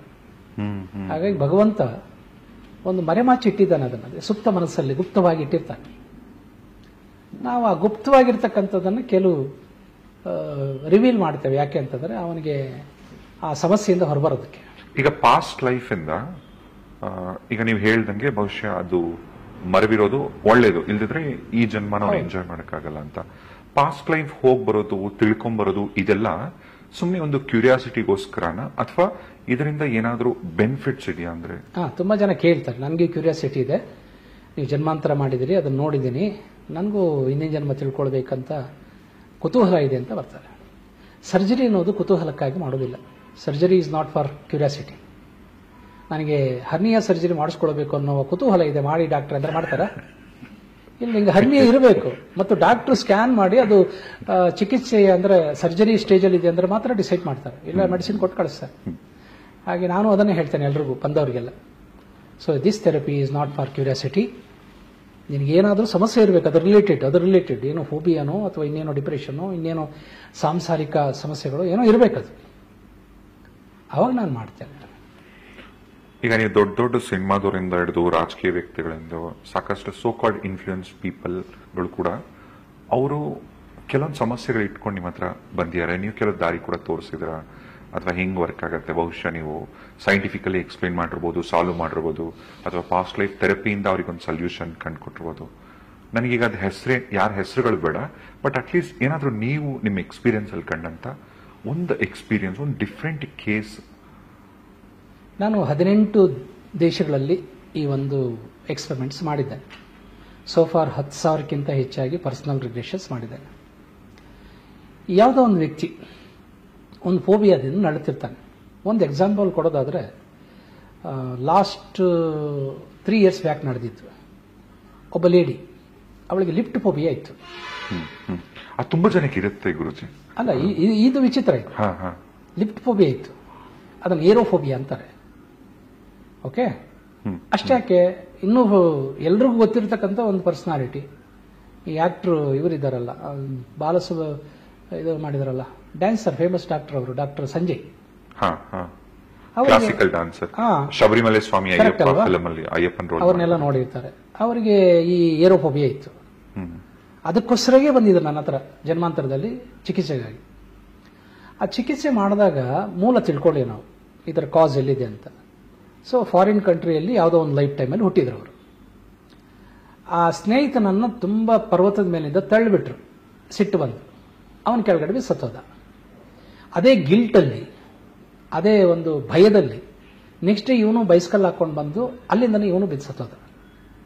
ಅಂದರೆ ತುಂಬ ಎತ್ತರದಿಂದ ಬಿದ್ದಂಥ ಸಮಯದಲ್ಲಿ ಆ ಸಾವು ಮತ್ತು ಬೀಳುವ ಮಧ್ಯೆ ಒಂದು ಫೋಬಿಯಾ ಇರ್ತದೆ, ಫ್ಯೂ ಸೆಕೆಂಡ್ಸ್. ನೀವು ಅದು ಈ ಇದೆಯಲ್ಲ, ಏನು ಜೈಂಟ್ ವೀಲರ್ ಅಲ್ಲಿ ಮೇಲಕ್ಕೆ ಹೋಗೋವಾಗ ಏನು ಅನುಭವ ಆಗಲ್ಲ ನಿಮಗೆ, ಕೆಳಗೆ ಬರುವಾಗ ಬಟರ್ಫ್ಲೈ ಎಕ್ಸ್ಪೀರಿಯನ್ಸ್ ಆಗುತ್ತೆ ಅಲ್ಲಿ ಹೊಟ್ಟೆಲಿ, ಆ ಎಕ್ಸ್ಪೀರಿಯನ್ಸ್ ಇರುತ್ತೆ. ಅದು that will convert into phobia. ಮತ್ತೆ ಈಗ ಈ ಹಾವುಗಳ ಚಿಕಿತ್ಸೆ ಮಾಡಿದ್ಮೇಲೆ ಹೋಯ್ತಲ್ಲ ಅದು, ಅಂದ್ರೆ ಚಿಕಿತ್ಸೆಗಾಗಿ ಅಂತ ಆಯ್ತು. ಆ ಥರದ್ದು ಯಾವುದೋ ಒಂದು ಫೋಬಿಯಾನೋ ಅಥವಾ ಬಿಹೇವಿಯರ್ ರಿಲೇಟೆಡ್ ಪ್ರಾಬ್ಲಮ್ಮು. ತುಂಬ ಕೆಲವ್ರು ನೋಡಿದ್ರೆ, ಅಪ್ಪ ಅಮ್ಮನ ನೋಡಿದ್ರೆ ಕೊಲ್ಲುವಷ್ಟು ಸಿಟ್ಟು ಬರ್ತದೆ. ಯಾಕೆ ಬರ್ತದೆ? ಅದಕ್ಕೇನೋ ಕಾರಣ ಇರುತ್ತೆ. ಅವರು past life enemies. Past life enemies, they come to this present life in the form of husband and wife to settle their previous accounts ಅಂತ ನಾನು ಹೇಳ್ತಿರ್ತೀನಿ. ಮತ್ತೆ ನಾನು ಲೈವ್ ಆಗಿ ನೋಡಿದ್ದೀನಿ ಗುರುಜಿ, ನೀವೊಂದು ನಾಗರ ಹಾವಿಗೆ ಮುತ್ತು ಕೊಡ್ತೀರಾ, ನಾಗರನ ಎತ್ಕೋತೀರಾ. ಕೆಲವರಿಗೆ ಹಾವುಗಳಂದ್ರೆ ಭಯ ಆಯ್ತಾ, ಈಗಲೂ ಹಾವು ಅಂತಂದ್ರೆ ಸಹ ಕೆಲವರಿಗೆ ಕಾಲ ಹತ್ರ ಎಲ್ಲ ಭಯ ಆಗತ್ತೆ, ಒಂಥರ ಭಯ ಹಾವು ಅಂದ್ರೆ. ಬಟ್ ನೀವು ಹಾವನ್ನ ಹ್ಯಾಂಡಲ್ ಮಾಡಿದ ರೀತಿ ಅದ್ ಹೆಂಗ್ ಗುರುಜಿ? ಈಗ ಹಾವಿಡಿಯವರು ಅಷ್ಟೇ, ಒಬ್ಬ ಹಾವಾಡಿಗ ಹೆಂಗೆ ಕೆಲವರು. ನನಗೂ ಹಾವಾಡಿಗೆ ಏನು ವ್ಯತ್ಯಾಸ ಆಯ್ತು, ನಾನು ಆ ಸಮಯದಲ್ಲಿ ಒಂದು ಹಾವಾಡಿಗ ಅಷ್ಟೇನೆ. ಅದು ಏನ್ ಸೈನ್ಸ್ ಏನ್ ಗುರುಜಿ ಅದು? ಅದು ಈಗ ನಾನು ಯಾವುದೇ ನಾಯಿ ಇಲ್ಲಿಗೆ ತರಿಸಿ ಅದು ಮಾತಾಡಿದ್ರೆ, ಅದು ಮುಖ ನೋಡಿದ್ರೆ ಅದ್ರ ಬಾಯಿ ಒಳಗಡೆ ನಾನು ಕೈ ಇಡಬಲ್ಲೆ. ಅದು ನಾನು ಡೆವಲಪ್ ಮಾಡ್ಕೊಂಡಿರ್ತಕ್ಕಂಥ ಕಾನ್ಫಿಡೆನ್ಸ್ ಅಷ್ಟೇ ಹೊರತು ಅದೇನು ಸ್ಪೆಷಲ್ ಟೆಕ್ನಿಕ್ ಇದೆ ಅಂತ ಏನಿಲ್ಲ. I am very confident it's my friend ಅಂತ. I believe every dog is my friend ಅಂತ. ಅಮೆರಿಕದಲ್ಲಿ ಕೂಡ ನಾನು ಈ ಪ್ರಯೋಗಗಳನ್ನು ಮಾಡಿದ್ದೇನೆ. ಹಾಗೆ ನೀವು ಹಾವು ಅಂದಿದ ತಕ್ಷಣ ಅದು ಕಚ್ಚಬೇಕು, ಇದು ಮಾಡಬೇಕು ಅಂತೇನಿಲ್ಲ. ಅದು ಇನ್ಫ್ಯಾಕ್ಟ್ ಹಾವು ಕಚ್ಚೋದೇ ಇಲ್ಲ, ನಿಮ್ಗೆ ಗೊತ್ತಿದೆಯಾ? ಒಂದು ರಾಶಿ ಹಾವುಗಳು ತಂದು ನನ್ನ ಒಂದು ಗಾಜನ ಇದರಲ್ಲಿ ಹಾಕಿ ನನ್ನ ಮೇಲೆ, ದೇ ಕೆನಾಟ್ ಬೈಟ್ ಮೀ. ಅವು ಕಚ್ಚೋದೇ ಅವಕ್ಕೆ ಹಿಂಸೆ ಆದಾಗ. ಅರ್ಥ ಆಗ್ತಾ ಇದೆಯಾ? ಬುಸ್ಗುಟ್ಟೋದು ಬೇರೆ, ಕಚ್ಚೋದು ಬೇರೆ, ಮತ್ತು ಕಚ್ಚಿದಂಗೆ ಮಾಡೋದು ಬೇರೆ. 3 ತರ ಇದೆ. ಮತ್ತು ವೆನಮನ್ ಇಂಜೆಕ್ಟ್ ಮಾಡೋದು ಬೇರೆ, 4 ತರ ಇದೆ.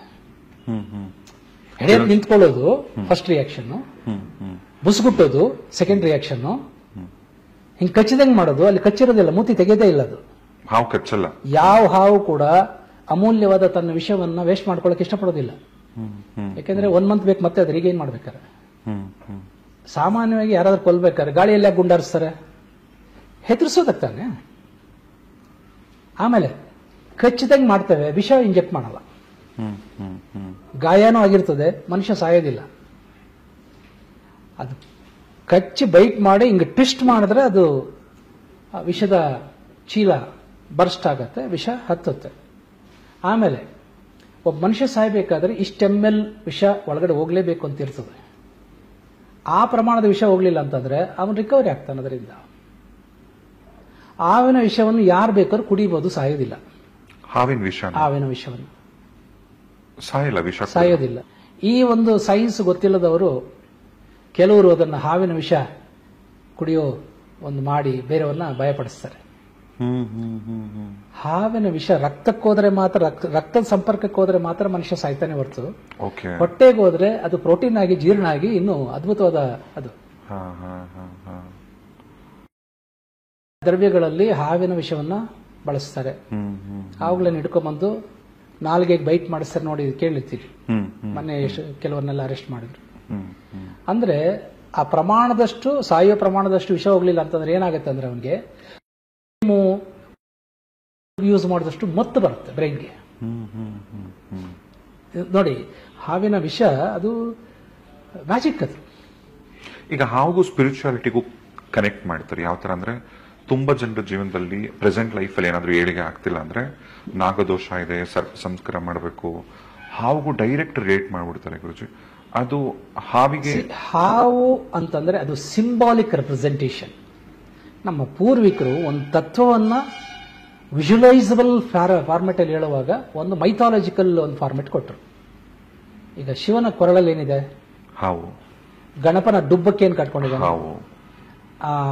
ಕೃಷ್ಣ ಯಾವ್ದ್ರ ಮೇಲೆ ಡ್ಯಾನ್ಸ್ ಮಾಡ್ತಾನೆ? ಹಾವಿನ ಮೇಲೆ. ವಿಷ್ಣು ಯಾವ್ದ್ರ ಮೇಲೆ ಮಲ್ಕೊಂಡಿದ್ದಾನೆ? ಹಾವಿನ ಮೇಲೆ. ಯಾಕೆ ಇವ್ರಿಗೆ ಇನ್ನೇನು ಬೇರೆ ಬೆಡ್ ಇಲ್ವಾ? ಮಲ್ಕೋಬೋದಾಯ್ತಲ್ಲ. ಅಂದ್ರೆ ಅದರ ಹಿಂದೆ ಏನಂದ್ರೆ ಕುಂಡಲಿನಿ ಶಕ್ತಿಯನ್ನ ಸರ್ಪಶಕ್ತಿ ಅಥವಾ ಸರ್ಪೆಂಟೈನ್ ಪವರ್ ಅಂತ ಇಂಗ್ಲಿಷಲ್ಲಿ ಕರೀತಾರೆ. ಯಾಕೆ ಸರ್ಪಕ್ಕೆ ಹೋಲಿಸ್ತಾರೆ ಅಂತಂದ್ರೆ, ಅದು ಹಾವು ಸಾಮಾನ್ಯವಾಗಿ ಎಲ್ಲ ಹಾವುಗಳು ಬೇರೆ, ನಾಗರಾವು ಬೇರೆ, ಬಾಲದ ಹತ್ರ ತಲೆ ಇಟ್ಕೊಂಡು. ಸೊ ನಮ್ಮ ಶರೀರದಲ್ಲಿ ಕೂಡ ಸುಪ್ತವಾಗಿ ಗುಪ್ತವಾಗಿ ಆ ಕುಂಡಲಿನಿ ಶಕ್ತಿ ಹಾವಿನಾಗಿ ಸುರುಳಿಯಾಗಿ ಅದು ಮಲಗಿರುತ್ತೆ ಮೂಲಾಧಾರದಲ್ಲಿ. ಹಾವಿಗೆ ಬಾಲ ತುಳಿದ್ರೆ ಹೆಡೆ ಎತ್ತುತ್ತಲ್ಲ, ಹಾಗೆ ಮೂಲಾಧಾರದ ಮೇಲೆ ಒಂದು ಸಾಧನೆ ಮಾಡಿದಾಗ ಸಹಸ್ರಾರಕ್ಕೆ ಬಂದು ತಲುಪುತ್ತೆ. ಹಾವಿನ ಥರ ಹಿಂಗೆ ವಕ್ರವಾಗಿ ಬರುತ್ತೆ, ನೇರವಾಗಿ ಹೋಗೋದಿಲ್ಲ ಹಾವು. ನಮ್ಮ ಎಲ್ಲ ನಾಡಿಗಳು ಬೆನ್ನಿನ ಮೂಳೆಯಲ್ಲಿ ಹಿಂಗೆ ಇರೋದು. ಅದೇ ಇವತ್ತು ಕೂಡ ಮೆಡಿಕಲ್ ಸೈನ್ಸಿನ ಸಿಂಬಲ್. ಎರಡು ಹಾವುಗಳು. Correct correct. ಅದೇನು ಅಂದ್ರೆ, ಆ ಎನರ್ಜಿಯಲ್ಲಿ ವೇರಿಯೇಷನ್ ಅಂದ್ರೆ ಯು ಫಾಲ್ ಸಿಕ್.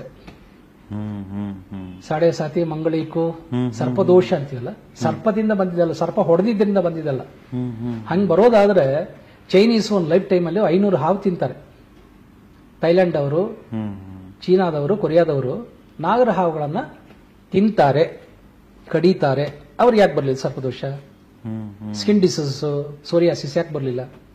ಅದು ಹಾವಿಂದ ಬರೋದಲ್ಲ. ಅದು ಆ ಶರೀರದಲ್ಲಿ ಸರ್ಪದ ಹಾಗೆ ಇರ್ತಕ್ಕಂಥ ಆ ಸುಪ್ತ ಗುಪ್ತ ಕುಂಡಲಿನಿ ಶಕ್ತಿಯ ಹರಿವಿಕೆಯಲ್ಲಿ ವೇರಿಯೇಷನ್ ಆದರೆ ಸ್ಕಿನ್ ಪ್ರಾಬ್ಲಮ್ಸ್ ಬರ್ತದೆ, ಮತ್ತು ಕೆಲವು ಸಾಂಸಾರಿಕ ಸಮಸ್ಯೆಗಳು ಅಥವಾ ಪ್ರಾಪಂಚಿಕ ಸಮಸ್ಯೆಗಳು ಬರ್ತವೆ ಅಷ್ಟೇ. ಈಗ ಕುಂಡಲಿನಿನ ಡೈರೆಕ್ಟ್ ಸೆಕ್ಷುವಲ್ ಎನರ್ಜಿಗೆ ಕನೆಕ್ಟ್ ಮಾಡ್ತಾರೆ. ಕುಂಡಲಿನಿಗೂ ಸೆಕ್ಷುವಲ್ ಎನರ್ಜಿಗೂ ಸಂಬಂಧ ಇದೆ. ಓಕೆ. ಸೆಕ್ಷುವಲ್ ಎನರ್ಜಿ ಬೇರೆ. ಮತ್ತೆ ಕೆಲವೊಂದು ಸಾರಿ ಗುರುಜಿ, ಈಗ ಯಾವುದೋ ಒಂದು ಹುಡುಗ ಲೈಫಲ್ಲಿ ತುಂಬಾ ಸಕ್ಸಸ್ ಆಗಿರ್ತಾನೆ, ಒಂದು ಹೆಣ್ಣಿನ ಜೊತೆಗೆ ಆತ ಫಿಸಿಕಲ್ ರಿಲೇಷನ್ ಅಥವಾ ಎಮೋಷನಲ್ ರಿಲೇಷನ್ ಇಟ್ಕೊಂಡ ತಕ್ಷಣನೇ ಅವನ ಜೀವನ ಹಾಳಾಗಿದ್ದುಂಟು. ಅಂದ್ರೆ ತುಂಬಾ ಸರಿ ಹೇಳ್ತಾರೆ, ಅವಳು ಸವಾಸ ಮಾಡ್ದ ಹಾಳಾಗೋದ, ಅಥವಾ ಅಥವಾ ಅದು ಹೆಣ್ಣು ಅಂತಲ್ಲ, ಗಂಡು ಆಗ್ಬೋದು. ಒಬ್ಬರ ಜೊತೆ ಫಿಸಿಕಲ್ ರಿಲೇಷನ್ ಇಟ್ಕೊಂಡಾಗ ಎನರ್ಜೀಸ್ ಎಕ್ಸ್ಚೇಂಜ್ ಆಗಿ ಅಲ್ಲೂ ಕೂಡ ಜೀವನ, ಅಂದ್ರೆ ಅವ್ರಿಗೆ ಏನೋ ಅಂತಾರೆ, ಸಿಂಪಲ್ ಆಗಿ ಹೇಳ್ಬೇಕಂದ್ರೆ ಅವ್ರ ಲತ್ತೆ ಎಲ್ಲ ಇವ್ರಿಗೆ ಹೊಡಿತು ಅಂತಾರಲ್ಲ, ಹಂಗೂ ಚಾನ್ಸಸ್ ಇದೆಯಾ ಗುರುಜಿ? ಒಬ್ಬಳನ್ನೇ ಮದುವೆ ಆದವನು ದೇವರಾದ ರಾಮ. ಅನೇಕ ಜನರ ಮದುವೆ ಆದವನು, ಅನೇಕ ಜನರ ಜೊತೆ ಸಂಪರ್ಕ ಇಟ್ಕೊಂಡವನು ಕೂಡ ದೇವರಾದ. ಈ ಎರಡು ಎಕ್ಸಾಂಪಲ್ ಏನ್ ಹೇಳುತ್ತೆ ಅಂದ್ರೆ, ಅದಕ್ಕೂ ನೀನ್ ದೇವರಾಗೋದು ಸಂಬಂಧ ಇಲ್ಲ ಅಂತ ಹೇಳುತ್ತೆ. ನೀನು ಮಲ್ಟಿಪಲ್ ಅಫೇರ್ ಇಟ್ಕೊಂಡ್ರು ನೀನ್ ದೇವರಾಗ್ಬೋದು, ಅಥವಾ ಮದುವೆ ಮಾಡ್ಕೊಳ್ದೇ ಇದ್ರು ಕೂಡ ದೇವರಾಗ್ಬೋದು, ಒಬ್ಬಳನ್ನೇ ಕಟ್ಕೊಂಡ್ರು ದೇವರಾಗ್ಬೋದು. ಕೃಷ್ಣಂದು ಪ್ರಪಂಚದ first living relationship with Radha. ಈಗ ನಾವು ಪೂಜೆ ಮಾಡೋದು ಯಾರನ್ನ?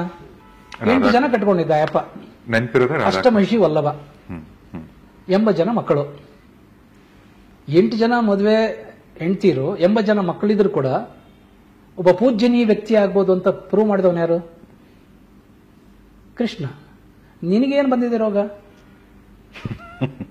ನೀನು ಪೂಜಿಸೋ ದೇವರಿಗೆ ಮದುವೆ ಆಗಿದೆ, ಮಕ್ಕಳಾಗಿದೆ, ನೀನು ಯಾಕೆ ಇನ್ನೂ ಬಾಲಬ್ರಹ್ಮಚಾರಿಯಾಗಿ ಇದ್ದೀಯ ಅಂತ ನಾನು ಹೇಳೋದು. ಅರಿವಿಲ್ಲ ನಮಗೆ. ಅನ್ನಕ್ಕೂ ಅಧ್ಯಾತ್ಮಕ್ಕೂ ಸಂಬಂಧ ಇಲ್ಲ, ಹೆಣ್ಣಿಗೂ ಅಧ್ಯಾತ್ಮಕ್ಕೂ ಸಂಬಂಧ ಇಲ್ಲ.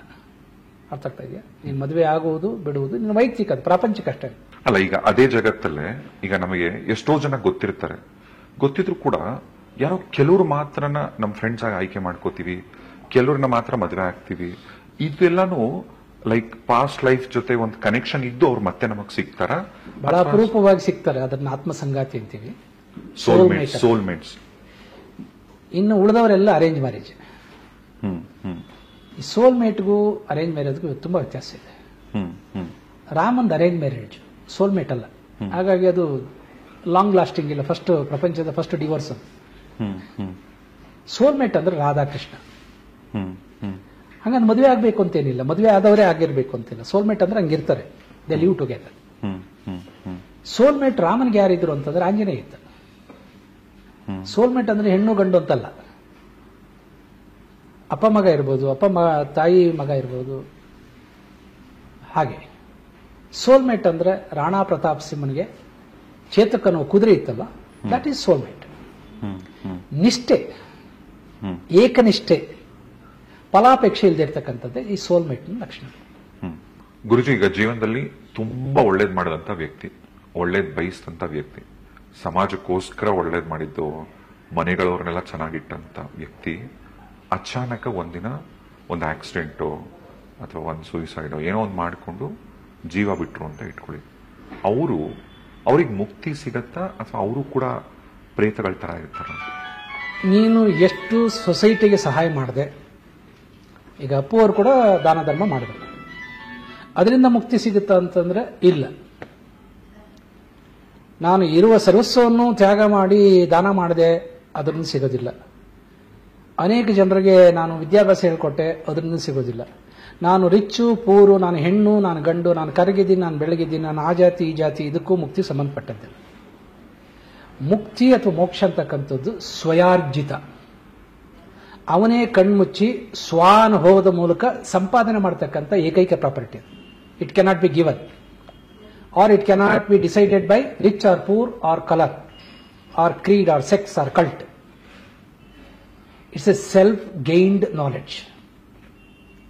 ಕ್ಲಿಯರ್? ಅವನೇನೂ ಗೈನ್ ಮಾಡಿಲ್ಲ, ಒಂದು ಅಣುವಷ್ಟು ಬದುಕಿದ್ದಾಗ ಅವನಿಗೆ ನಾನು ಮೋಕ್ಷ ಕೊಡ್ತೀನಿ ಅನ್ನೋದು ಇಟ್ಸ್ ಎ ಮೂರ್ಖತ. ಮತ್ತೀಗ ಇನ್ನೊಂದು ಪ್ರಶ್ನೆ ಒಂಥರ ಸಿಲ್ಲಿ ಅಂತ ಅನ್ನಿಸ್ಬೋದು. ಇದು ಏನು ಅಂದ್ರೆ, ನಾವು ತುಂಬಾ ನಗ್ತಿರ್ತೀವಿ ಅಂತ ಇಟ್ಕೊಳ್ಳಿ, ಬೆಳಗ್ಗೆಯಿಂದ ಸಾಯಂಕಾಲ ತನಕ ಸಿಕ್ಕಾಪಟ್ಟೆ ನಗ್ತಿರ್ತೀವಿ. ಸಡನ್ ಆಗಿ ಮನೇಲಿ ಯಾರು ದೊಡ್ಡವರಿದ್ರೆ ಅಜ್ಜಿನೋ ತಾತನೋ ಒಂದು ಮಾತಂತಾರೆ, ಇಷ್ಟೆಲ್ಲ ನಗ್ತಿದ್ಯಾ, ಏನೋ ಗ್ರಾಚಾರ ಇದೆ ನಿನ್ಗೆ, ಏನೋ ಗ್ರಾಚಾರ ಇದೆ, ತುಂಬಾ ನಕ್ಕಾಗ ಏನೋ ಕೆಟ್ಟದಾಗತ್ತೆ ಅಂತೆಲ್ಲ ಅಂತಾರೆ. ಅದು ಕೆಲವರು ನಗೋದನ್ನ ಮಾತ್ರ ಡೈಜೆಸ್ಟ್ ಮಾಡ್ಕೊಂಡಿರ್ತಾರೆ, ಕೆಲವು ಪರಿಸ್ಥಿತಿಗಳು ಅಳಬೇಕಾಗತ್ತೆ, ಅದನ್ನು ಅವರಿಗೆ ಡೈಜೆಸ್ಟ್ ಮಾಡ್ಕೊಂಡಿರಲ್ಲ.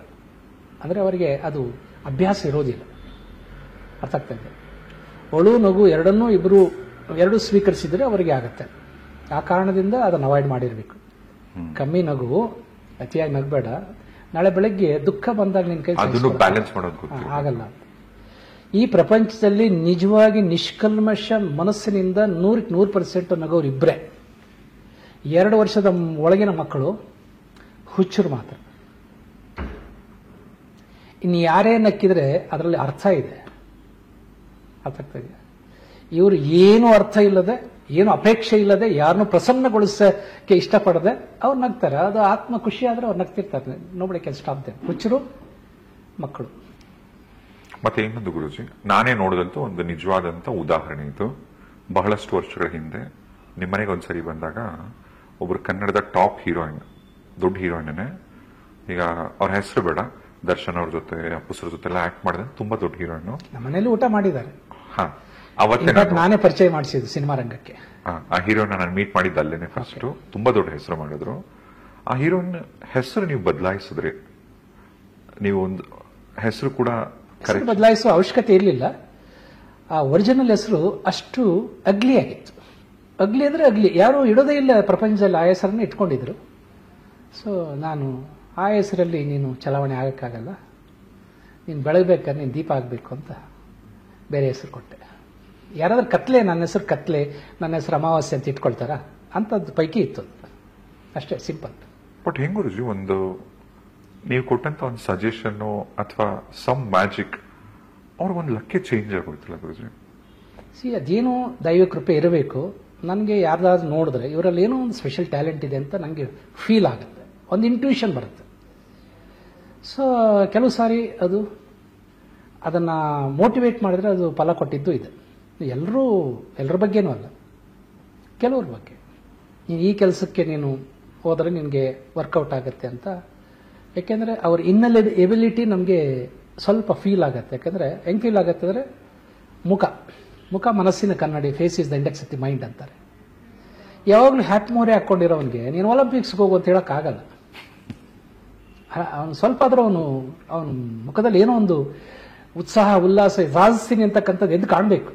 ಆದರೆ ಏನು ಫೀಲ್ಡ್ ಅಂತ ಅವ್ನಿಗೆ ಗೊತ್ತಿರೋದಿಲ್ಲ. ಅವನಿಗೆ ಈ ಡೈರೆಕ್ಷನಲ್ಲಿ ಹೋಗು ಅಂತ ಹೇಳ್ಬೋದು. ಅಂಡ್ ಪರ್ಸನಲ್ ಆಗಿ ನಿಮ್ಮ ಒಡನಾಟ, ಎಸ್ಪೆಷಲಿ ನಿಮ್ಮ ಹತ್ರ ನಾನು ಬಂದಾಗಿಂದ ನನ್ನ ಜೀವನದಲ್ಲೇ ಸಾಕಷ್ಟು ಚೇಂಜಸ್ ಆಯಿತು. ಒಂದು ಸ್ಪಿರಿಚುವಲ್ ಜರ್ನಿನೇ ಬೇರೆ ತರ ತೋರಿಸ್ಕೊಟ್ರಿ. ಅಂಡ್ ಸಾಕಷ್ಟು ನಿಮ್ಮ ನಡುವೆಲ್ಲ ಸೈಂಟಿಫಿಕ್ ಆಗಿ ಡಿಬೇಟ್ ಕೂಡ ಆಗೋದು. ಎಷ್ಟು ಚೆನ್ನಾಗಿ ಒಂದು ಮಗುಗೆ ಹೇಳ್ದಂಗೆ ಬಿಡಿಸಿ ಹೇಳ್ತಿದ್ರಿ. ಬಹಳಷ್ಟು ವಿಚಾರಗಳು ನಿಮ್ಮಿಂದ ಕಲ್ತಿದ್ದೀನಿ ಗುರುಜಿ. ಈ ಪಾಡ್ಕಾಸ್ಟ್ ಇಷ್ಟೊತ್ತು ಹೆಂಗೋಯ್ತು ಅಂತಾನೆ ಗೊತ್ತಿಲ್ಲ. ಮಾತಾಡೋದು ತುಂಬಾ ಇದೆ. ಇದು ಬಹುಶಃ ಮೋಸ್ಟ್ಲಿ ಇನ್ನೊಂದಷ್ಟು ಸೀರೀಸ್ ಆಗತ್ತೆ. ಅಂಡ್ ನಿಜಕ್ಕೂ ಥ್ಯಾಂಕ್ ಯು ಸೋ ಮಚ್ ಗುರುಜಿ, ಇವತ್ತು ಪಾಡ್ಕಾಸ್ಟ್ ಅಲ್ಲಿ ಬಂದು ಮಾತಾಡಿದ್ದಕ್ಕೆ. ಇವತ್ತಿನ ಸಮಾಜಕ್ಕೆ ಈ ಥರ ಅವರಿಗೆ ಎಷ್ಟೋ ವಿಚಾರಗಳ ಬಗ್ಗೆ ಸ್ಪಷ್ಟತೆ ಇರೋದಿಲ್ಲ, ಕ್ಲಾರಿಟಿ ಇರೋದಿಲ್ಲ. ಸುಮ್ಮನೆ ಮಕ್ಕಿ ನಮ್ಮ ತಲಾಂತರದಿಂದ ಬಂದಿದ್ದಾರೆ ಅಂತ ಮಾಡ್ತಿರ್ತಾರೆ, ದುಡ್ಡು ಖರ್ಚು ಮಾಡ್ತಿದ್ರು, ವ್ಯರ್ಥ. ಯಾವುದು ಅರ್ಥ ಯಾವುದು ವ್ಯರ್ಥ ಅಂತ ತಿಳ್ಕೊಂಡು ಅರ್ಥವನ್ನು ವ್ಯರ್ಥವಾಗಿಸದೆ ಅರ್ಥಪೂರ್ಣವಾಗಿ ಆಚರಿಸೋದು ಹೇಗೆ ಅನ್ನೋದ್ರ ಮೇಲೆ ಬೆಳಕು ಚೆಲ್ಲಬೇಕು ನಾವು. ಅದೇ ಮಾರ್ಗದರ್ಶನ. ಭಾಳ ಸಂತೋಷ ನೀವು ನನ್ನ ಕರೆಸ್ಕೊಂಡು ಈ ಪಾಡ್ಕಾಸ್ಟಲ್ಲಿ ನನ್ನ ಭಾಗವಹಿಸುವಾಗಿ ಮಾಡಿದ್ರಿ. ಅನೇಕ ವಿಚಾರಗಳ ಬಗ್ಗೆ ನಾವು ಬೆಳಕು ಚೆಲ್ಲಿದ್ವಿ, ಪ್ರತ್ಯಕ್ಷವಾಗಿ ಪರೋಕ್ಷವಾಗಿ. ವೀಕ್ಷಕರು ಸ್ತೋತ್ರಗಳು ಅಂಶಕ್ಷೀರ ನ್ಯಾಯದಂತೆ. ನಾನು ಹೇಳಿರೋದ್ರಲ್ಲಿ ನಿಮ್ಗೆ ಏನಾದರೂ ಉಪಯೋಗ ಆಗ್ತದೋ ಅದನ್ನು ಮಾತ್ರ ಸ್ವೀಕರಿಸಿ, ಉಳಿದಿದ್ದನ್ನು ಬಿಟ್ಬಿಡಿ ಅಂತ ವೀಕ್ಷಕರಲ್ಲಿ ವಿನಂತಿಸ್ತಾ, ನಿಮಗೆ ಶುಭವಾಗಲಿ. ಇನ್ನೆಷ್ಟು ವಿಸ್ತಾರಗಳಲ್ಲಿ ನಿಮ್ಮ ಪ್ರಪಂಚ ಅಂತ ಹೇಳ್ತಾ ಶುಭ ಹಾರೈಸ್ತೆ. ಧನ್ಯವಾದಗಳು.